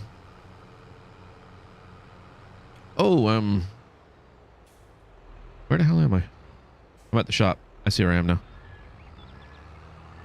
So I was looking around, so I couldn't find any vans for under 20k. And any ones that were under 20k were either like really, really high kilometers. I'm talking like almost 200k. Or just like really dirt cheap, and like you could tell it was just you know, the van was just beat. And so I was like, damn it, like I don't like buying anything that's over 100k, because when I bought my Jeep, it was under 100. It was like just at 123k, and I ran that thing 250k with pretty much no problems, engine nothing, right? So like, I know where vehicles go these days, kind of thing, and if I can get it for 100, you know, around 100k or less, you know, I'm not too worried about things. So I couldn't find anything, and then I went to Honda because they actually had a Caravan that was decently priced, and I wanted to see it. I think it was a Caravan or something close to it. So I went to go see it, but they had already sold it. And he's like, oh yeah, he's like, I already sold that kind of thing. He's like, I'm sorry. He goes, but I have a Journey coming in if you're looking at a Journey. And I'm like, I hadn't really looked at a Journey. We looked at a Journey once before we got the van, but I didn't like the space for it, especially with Kylie in a rear-facing car seat. There wasn't enough room. Wasn't enough room in that, so we passed on the Journey, and that's when we eventually found the Caravan over at Oxford Dodge. So anyways, I kept looking for a van, then I went back to Oxford Dodge to see what they had, because they had a bunch of Caravans, and they were, you know, 20, 22, 25, 26, 30,000. I'm like, that's too much. I can't afford that. Yeah, I can't afford down the payments, kind of thing, right? So we're looking around, and then, you know, I see the car I got now. I see the you know, the black Journey, and I saw it, and I'm like, I saw it when I parked. I'm like, I just looked at it. I'm like, whatever. Like I saw the Journey before. I don't like it, kind of thing. It didn't suit our purpose. And then I went and looked at some of the vans, and then I saw the prices. I'm like, all right, I can't pull the trigger on anything today, because the price is too much, and I need to talk to Jada. Like, you know, it's a little too much money. It's going to come out with there's a little too much money. It's going to come out. I'm going to put this thing right here right now. You know, the payment per month is going to be a lot, and you know, she's going to have to, you know, we said if we have to get a new vehicle, we'll chip in together and try to pay it off and make monthly payments. I was trying to get something that we just pay off, but the only thing, like I say, the only thing that I could pay off with the insurance money was pieces of crap, and I wasn't about to get something just for the sake of getting something and then paying up my butthole, you know what I mean, you know, in repair bills. I wanted to get something decent. Yours was 30 with taxes. You got yours used, right? I mean, the problem is now a new Caravan, like, it's ridiculous. Like, a new Caravan is like almost like $65,000. Like, I couldn't believe the new prices, and that's just because I haven't looked at new cars in forever, and I know they've gone up in price, but like some of the prices I see now, and I'm like, that thing used to be $40,000 a year, now $40,000, and now it's like over 100,000. I'm like, who would buy that hunk of crap for 100,000? But people do. I'm absolutely flabbergasted with the car prices these days, and that's just inflation. And like I said, it's something that I don't. Oh wait, I don't want that one. I want the cultivator. Where the hell's the cultivator? That's the roller. That's the planter.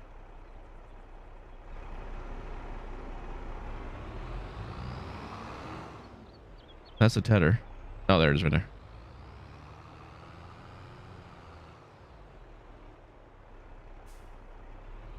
High trim max options retails for 56k. Yeah. Well, it doesn't retail for 66k anymore. It retails for a lot more. Prices have gone up ridiculously.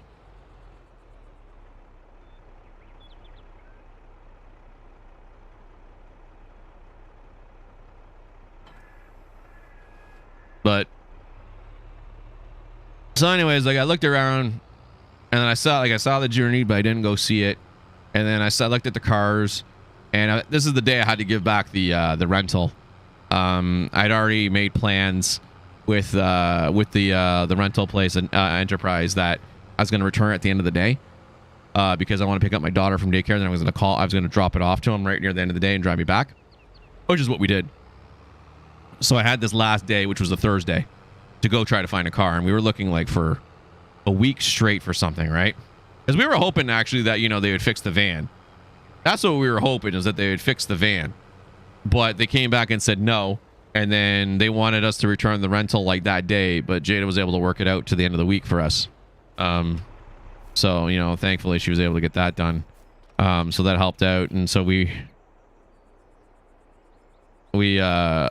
looked around, and we just had a hard time trying to find something. We found some cheap ones, like really dirt cheap, and it was just like, oh, what do we do? Do we just bite the bullet and get something like dirt cheap and hope that safety isn't much and just have it run or whatever? And then, so like I said, I'm at Extra Dodge, and I'm looking at this thing.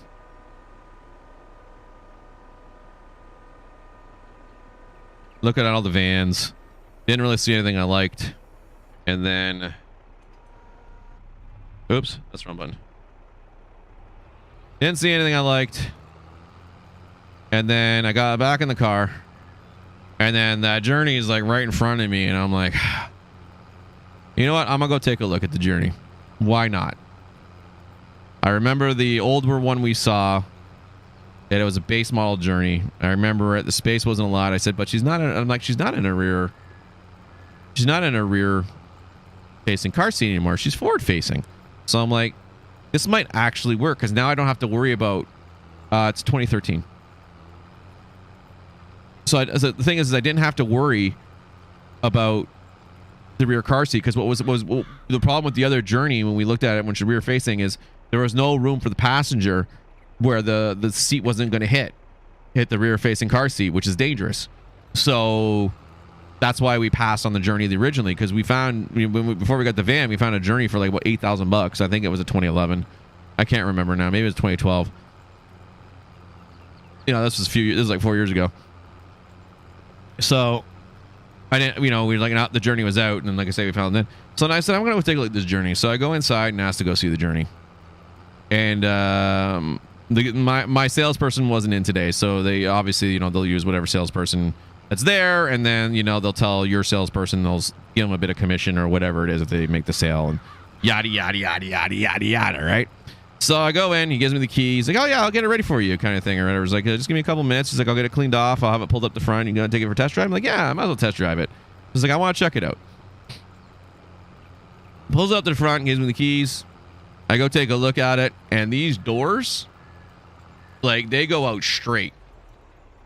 Like, they don't have, like, when you have rear doors, they kind of just only open, like, maybe about 70% or 65-degree angle or whatever. These things go straight out. And I was like, well, that is very helpful for getting kids in and out of the car. And then I put the seats back. I put the third row seating down because we're not going to need third row seating right now. Well, third row seating is definitely a plus when we have friends and family and we all need to go somewhere. And I'm like, all right, well, we don't need it right now. So I dropped the back seats, saw the trunk space, took a picture of it. I gotta look at it sometime. I love Journeys. Yeah, man. For sure. For sure. Absolutely. I have no problem showing it to you. So like I said, we dropped the seats and I took a picture of the trunk because I'm going to send it to my wife, right? She was...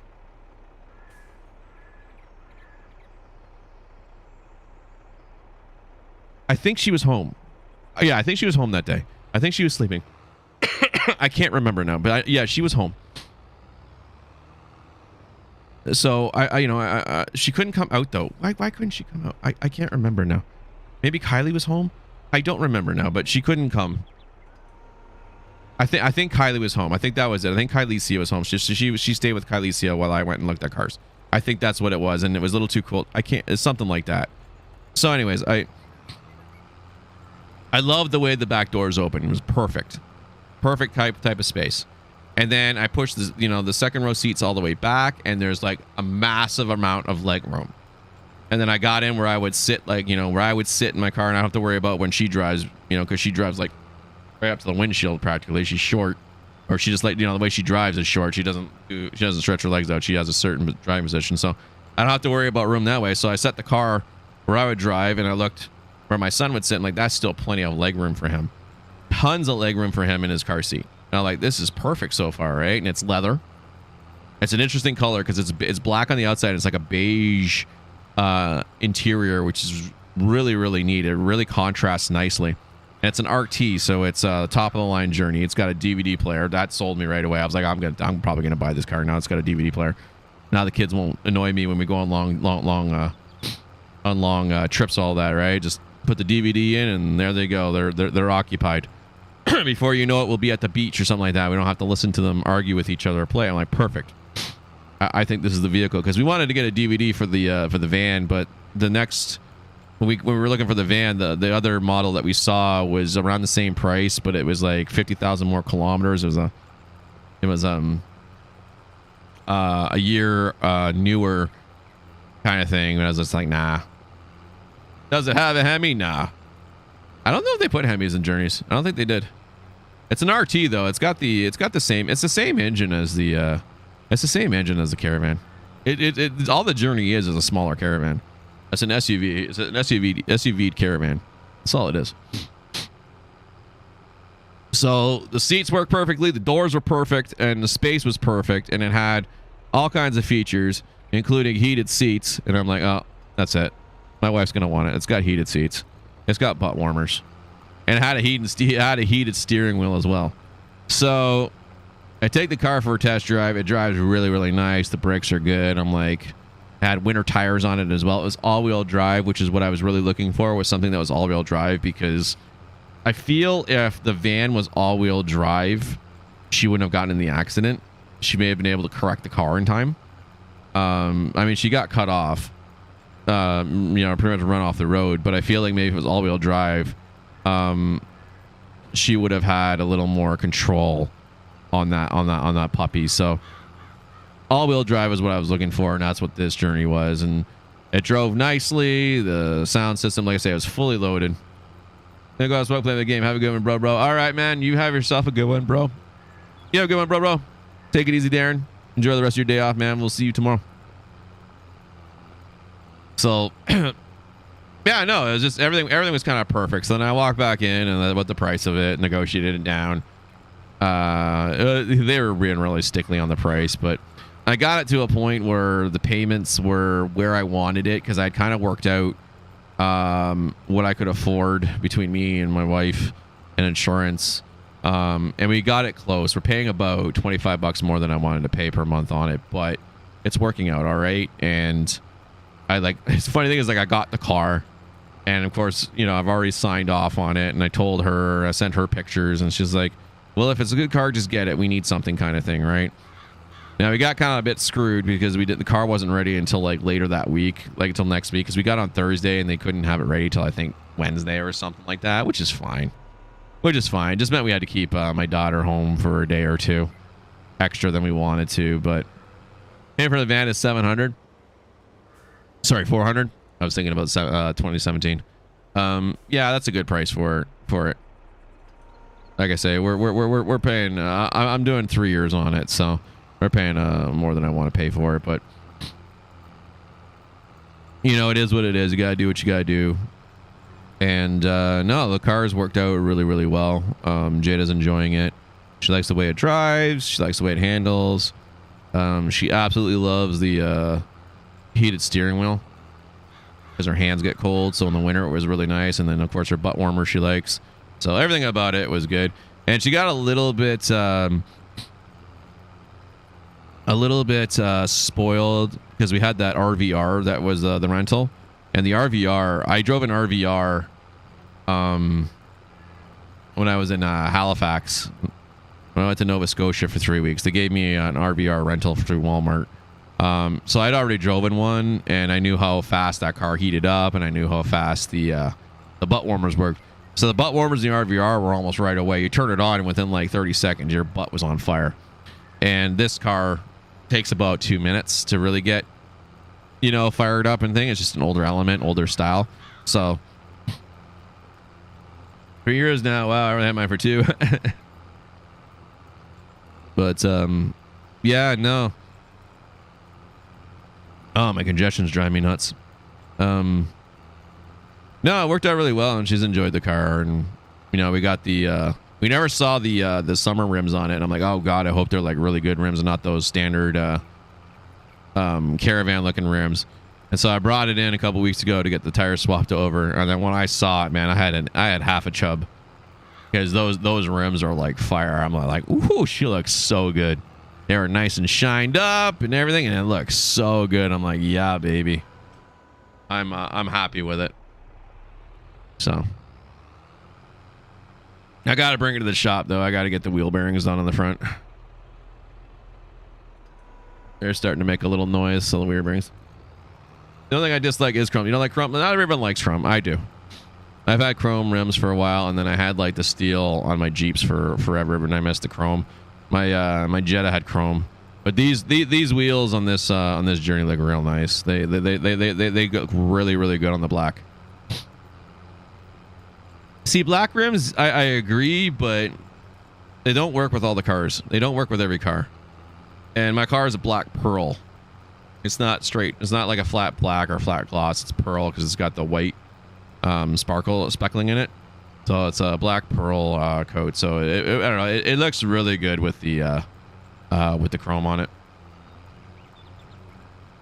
And I laughed because Jada goes to me and she's like, it took her like a couple of weeks. She's like, so like, are these the rims that come with the car, or like, are there other rims? Like, I'm like, no, there's another set of rims. I go, these are the winter rims. I go, black rims, the black steel rims are winter rims. And she's like, oh, okay, good. And she's like, but they better look good or I'm not going to like the car anymore. So then when she saw the rim, she's like, yeah, I like it. So.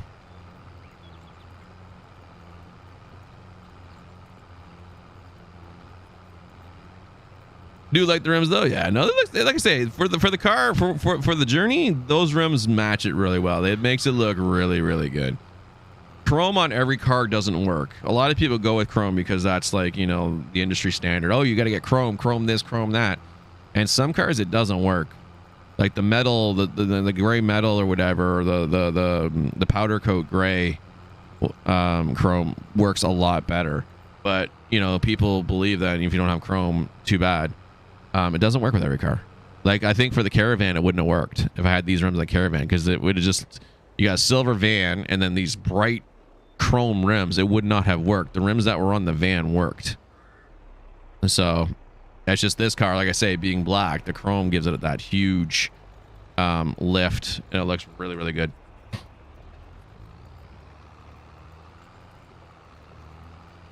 Yeah, no, I'm happy with the car, and you know, V6 got the power we need. Get out of tight spots, and you know, put the power down when you need to. So it works out good. Now, if gas can come back down, and it's chrome with silver rims. Oh, you got the two-tone.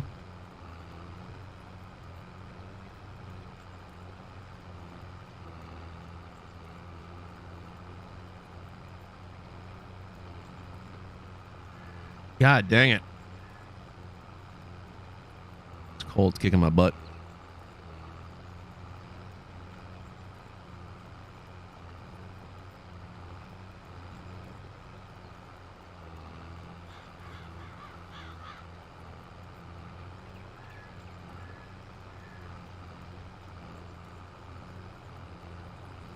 It's supposed to rain. Hasn't started yet. In the game, I mean. Actually looks like it stopped raining for a bit in real life here. Might be a good time to start getting ready to go. What is it? 1:15? Going on 1:15? Yeah, we'll finish up. We'll finish up this field. And then I'll probably call the stream there and then come back maybe next week and we'll plant this field. We'll plant her.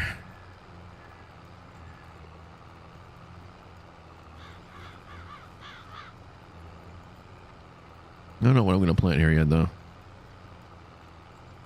We'll have to see. We'll have to see the growth chart. What's the most profitable to put in here?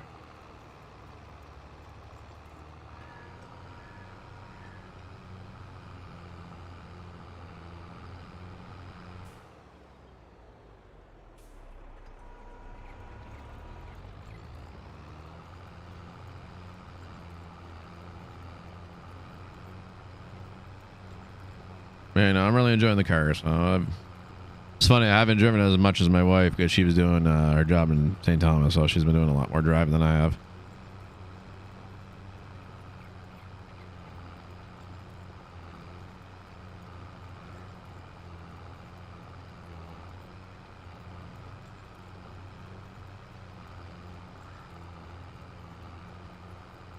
But we got a couple of trips coming up soon, so I just want to get that wheel bearing on the front left fixed. I gotta do both the two fronts. You can't do one at a time. Gotta do them both. So that's about $400 or $500. I gotta get that together, get that done.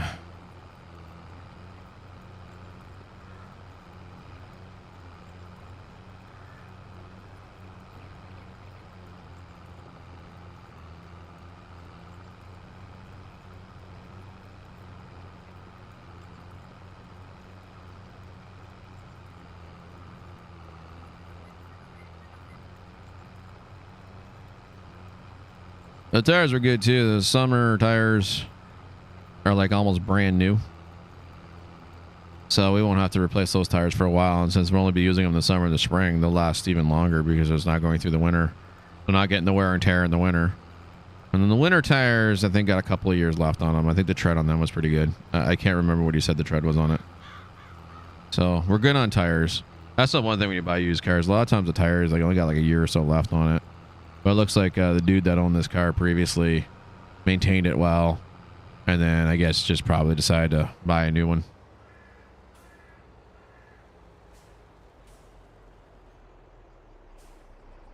And 2013 was a good year for the Journey. I think the first year it came out, 2010, was like a horrible year for it.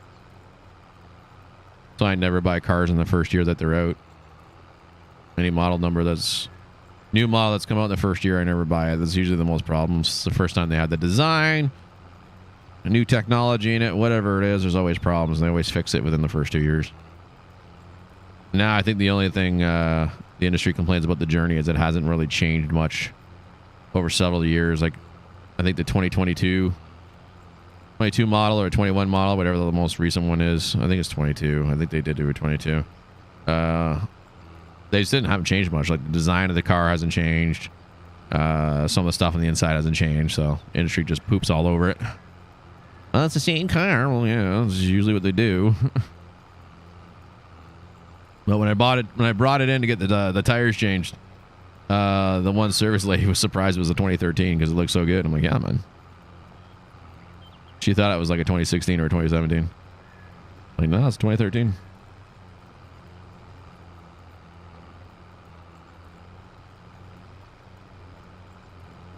They did pretty good though. They got the car in and out. I was just a little over an hour. A little over an hour to get my tires swapped over.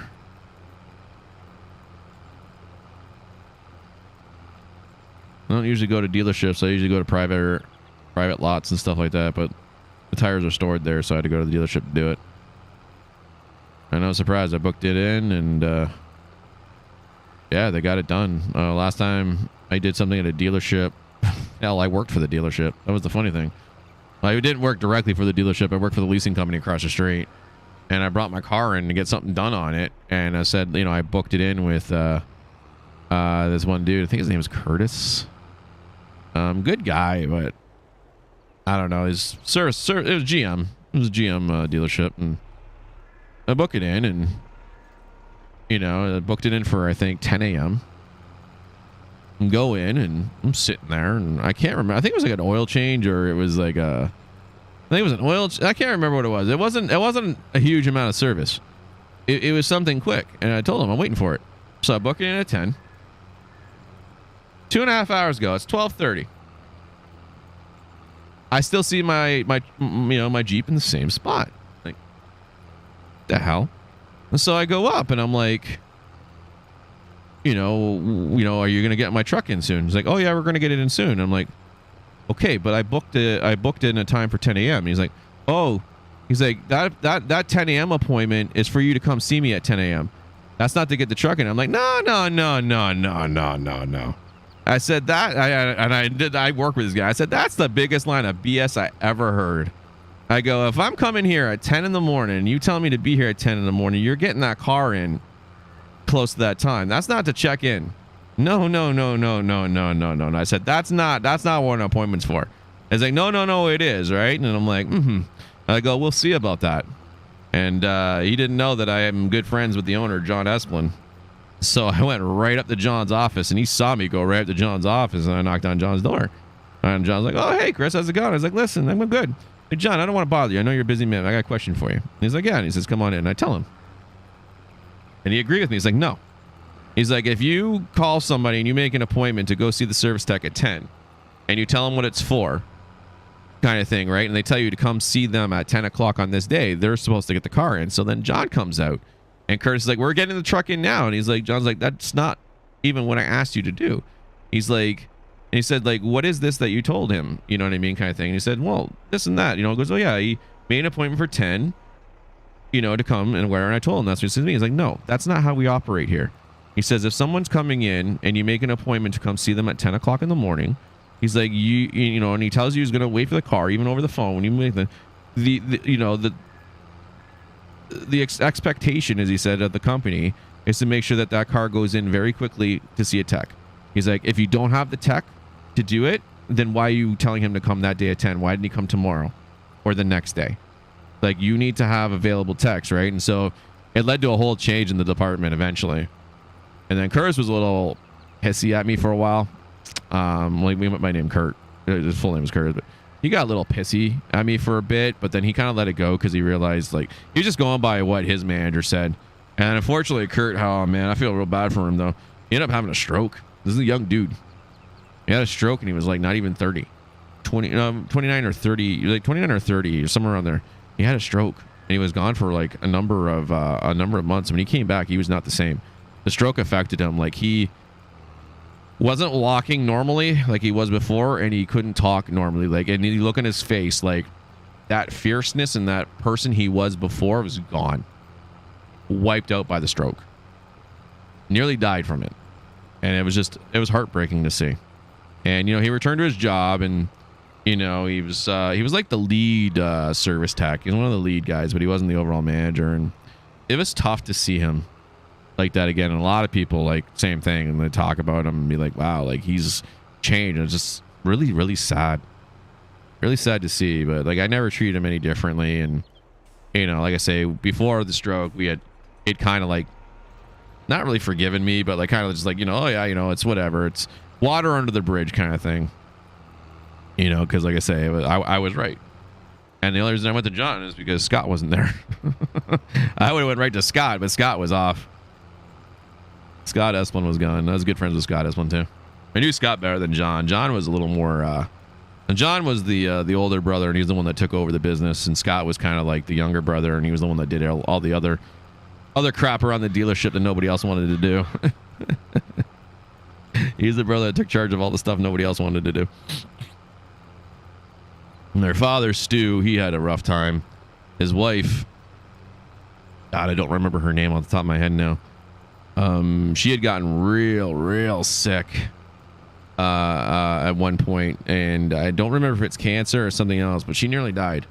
And Stu worried to death. He loved his wife, loves his wife to death. And he worried himself so much that his health deteriorated himself to the point that he could barely walk. And he would just be like, he'd walk like, you know, like very little steps. And he just, like, his health just declined because he worried himself to death about her. And she pulled through.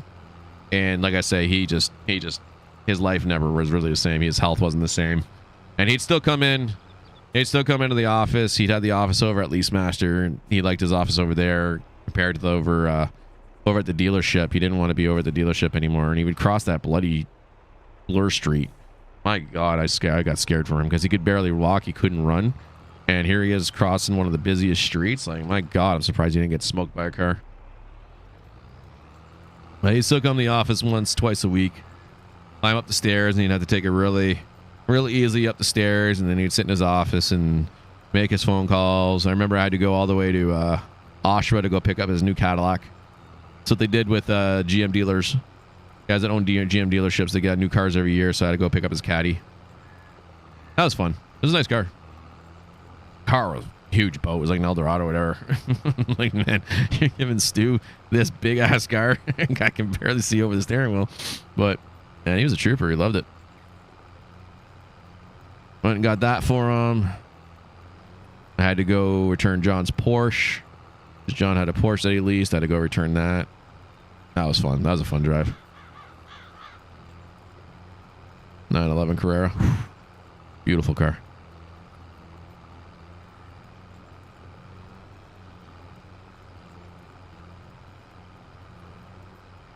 Yeah, those are some fun times in my 20s.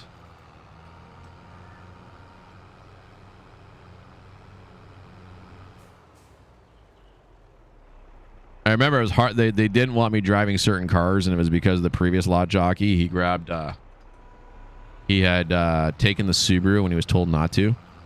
I don't remember if it was a WRX. I think it was. I think it was a STI. WRX STI. And they told him not to take it. He took it anyway. And he went to go do the mail. We had to go pick up our mail at the depot. They wouldn't deliver it to us. We had to go pick it up at the mail office at the distribution center close by. So he went to go do that, and then there's this. You gotta come down the one hill and then take a right little on ramp kind of thing for the main street, and he took it too fast and he smashed the front left into the curb, and I think he either bent the rim or he busted the tire. I can't remember. My boss at the time, Chris, same name as me, took a picture of it and showed it to me later. It ultimately led to his termination because he wasn't supposed to take the car, and he wrecked the car. It was a trade-in car, and they were getting ready to sell it off to one of the dealers, but they couldn't now because now they had to fix it. I think it needed like work on the alignment and the front end. It was a decent amount of damage, kind of thing or whatever. And so I remember when I went to go take the vet, because the only thing we had was the vet at the time. They didn't have any other cars, and we asked to borrow anybody's demo, but nobody wanted to give the demo out because they were all leaving. And I'm like, well, we need the vet. And like, oh, you can't drive the vet. And I go, remember what happened last time? I looked him straight in the face. Mark, who got fired for drinking on the job, and and Chris, and then Bill, who was the president, he ended up getting fired because he the vet that I drove, he ended up doing an under the table deal to get it for cheaper. I was sitting there and I told him, I'm not this dude. Like, I'm much more mature than that. I go, I just want to go do my job. It's the only car we have. And so reluctantly, they gave me the keys to the vet, and I came back with it fine. And there was nothing wrong with it. And I think I earned trust at that point because they didn't see me like, haul ass with it or anything like that. And one of the other guys was on the road at the time too, and he said, yeah, he saw me and I was just driving normally. So I think I got, some brownie points there. And so I was able to drive any car they gave us, which is why I was able to take the Porsche down to downtown Porsche. I think I had to it was John's Porsche. I think I brought it back. No, my boss brought it back. I dropped it off. We went and picked it up together. Needed a brake job.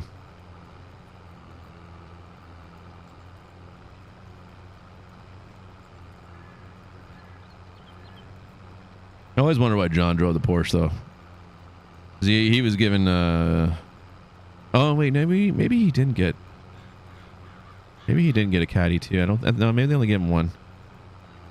Because they had multiple dealerships. I thought he got a caddy from one of the other dealerships, but no, I think he just got the Porsche. I think he didn't bother getting the company car.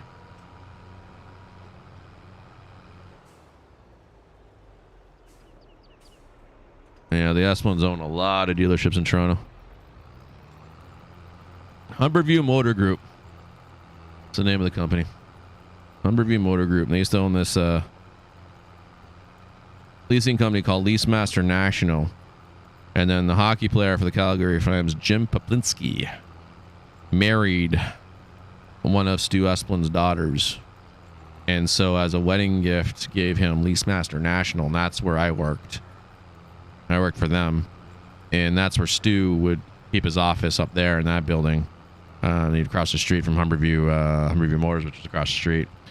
And so Jim Paplinski owned it. And I met Jim a few times. Jim was a good guy. He actually hung out. We had a couple of drinks together. He's a really good dude.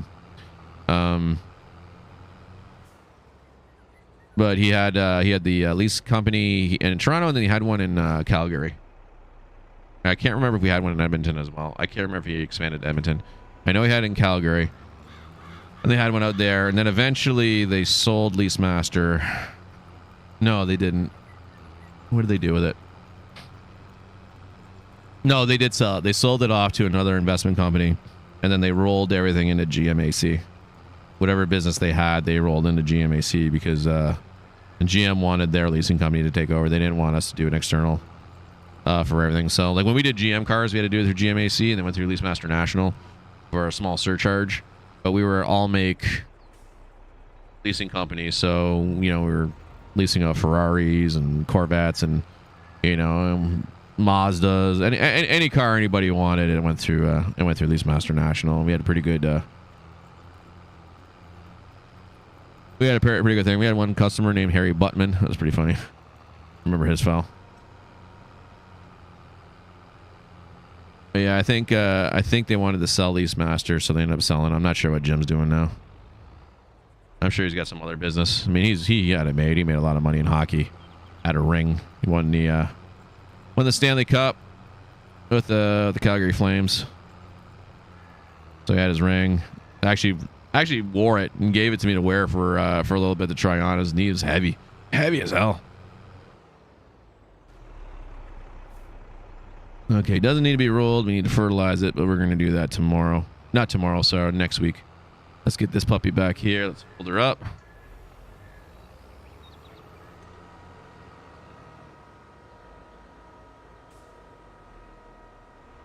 I had a fun time. I only car jockeyed for a couple of years. I was trying to move my way up. I actually applied for fleet disposal because Jamie was the original guy. No, wait a minute. Chris was the original guy. Jamie's the one that came after. Chris was the original guy, and then I applied for it, and I talked to the bosses and this and that, and they considered me, but in the end they went with somebody obviously that trained for it and whatever. I don't know. It was worth a shot, and they highly considered. They said, keep at it. You never know. You might be able to move up somewhere else. And then I got another job through a friend, and that I knew, and paid much better, and led to a whole fun different career path. Some interesting years when I was younger. Let's get this all nice and clean. I'll get her put away.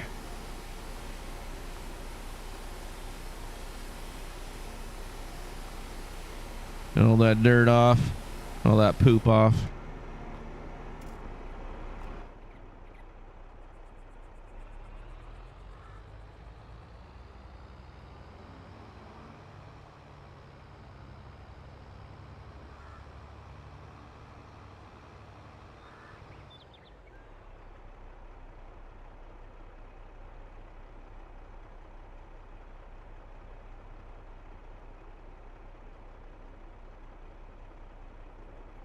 And these small trailers are a little finicky. It's mostly because the steering wheel doesn't auto-correct. You have to do it yourself.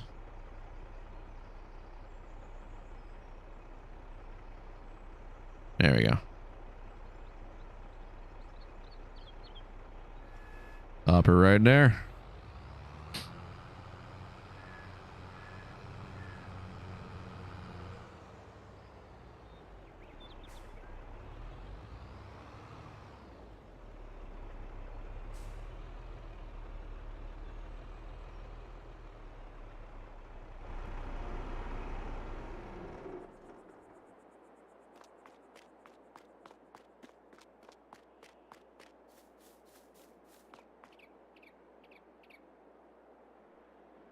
Oh, there it is. Forgot where I parked this thing.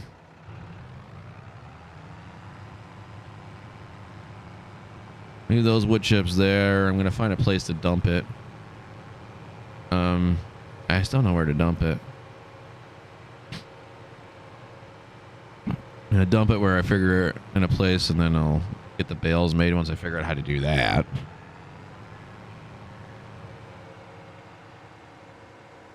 I'll figure out how to do that later.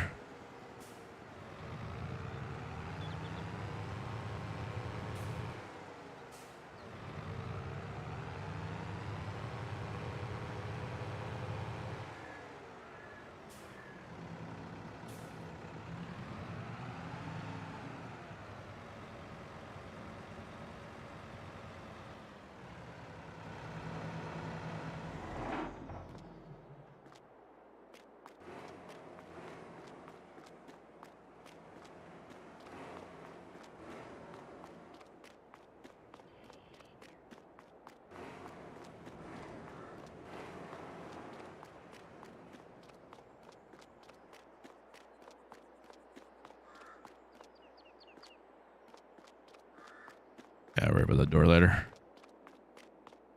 I take the truck out and put it in the spot. Oh, I'm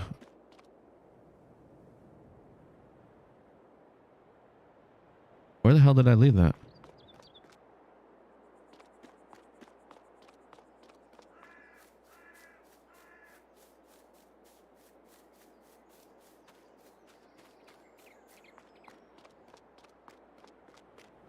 Where did I leave the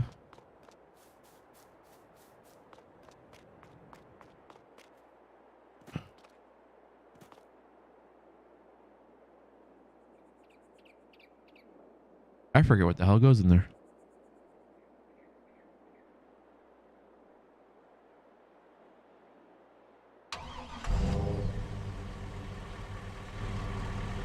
There's another piece of equipment that goes there. Let me see if I can find it. It's not the plow. It's not the auger. Or the forage wagon. Sorry, not the auger. Forage wagon. Did I leave something out here? Oh, I know where it is. It's over here.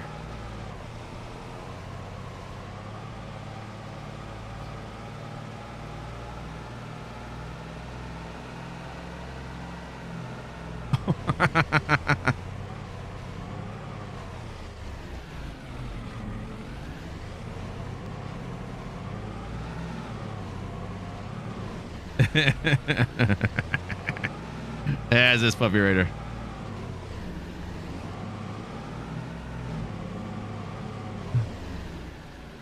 That's my larger cultivator. That's where I left it. I have the larger one over here. Okay. I'll have to come back and get that later.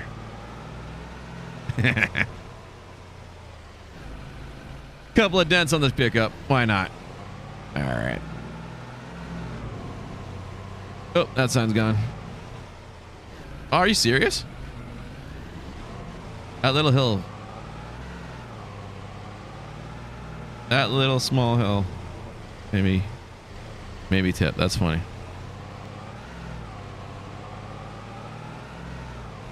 Alrighty, chat. I think that's gonna do it for me today. I have to get rolling. I got some chores or some errands to run. Not chores. I got chores later to do, but I got some errands to run. We gotta go to the Walmart. I go to Walmart and get some supplies and some stuff for my son and some food and something for dinner. You know, all that fun stuff. Medication for my wife. She's still dealing with the headache. So doctor got her something to deal with that. Hopefully that will get rid of this headache that she's had for almost 2 weeks now, which will be nice. I'm sure she'll enjoy the relief of that. So yeah, we're gonna be back tomorrow morning around 10:30. I'll probably do some ACC. I'll do some Assetto Corsa Competizione. We'll do a couple of races, get the better situated again. Working our way up from being a noob to a pro in there. We'll use our M4 again. And then I'm not sure which tracks we will do, but I will figure it out. So tomorrow, like I say, 10:30 a.m. EST is when we're going to try to go. Thursday, there'll be no morning stream. I have to work Thursday, an 8-hour shift on there. So maybe tonight we might be able to get something going off. We'll see how my wife feels. We might do some Destiny 2 tonight with her, and we'll see if Orm is around. If not, it'll just me and her as a 2-man fire team, and then we'll just have some fun. But until then, guys, have yourself a wonderful day, evening, afternoon, wherever you are. Make life beautiful. Thank you all for being here. I appreciate it. If you haven't, don't forget to smash that subscribe button. Hit that bell, notification bell. Let me know when we go live or new content goes in. I going for surgery. Got to go take care of him, so I'm trying to find it right. I got you, brother. I hear you. I hear you. I'm like I said, I'm working right now. I'm working 8 hours on Thursday, so I work at 7 in the morning. So unfortunately, I don't think I'll be able to provide that for you, but I'm sure someone will be around that can give you a ride. Hopefully, you can find somebody. Till then, guys, have a great one. Cheers.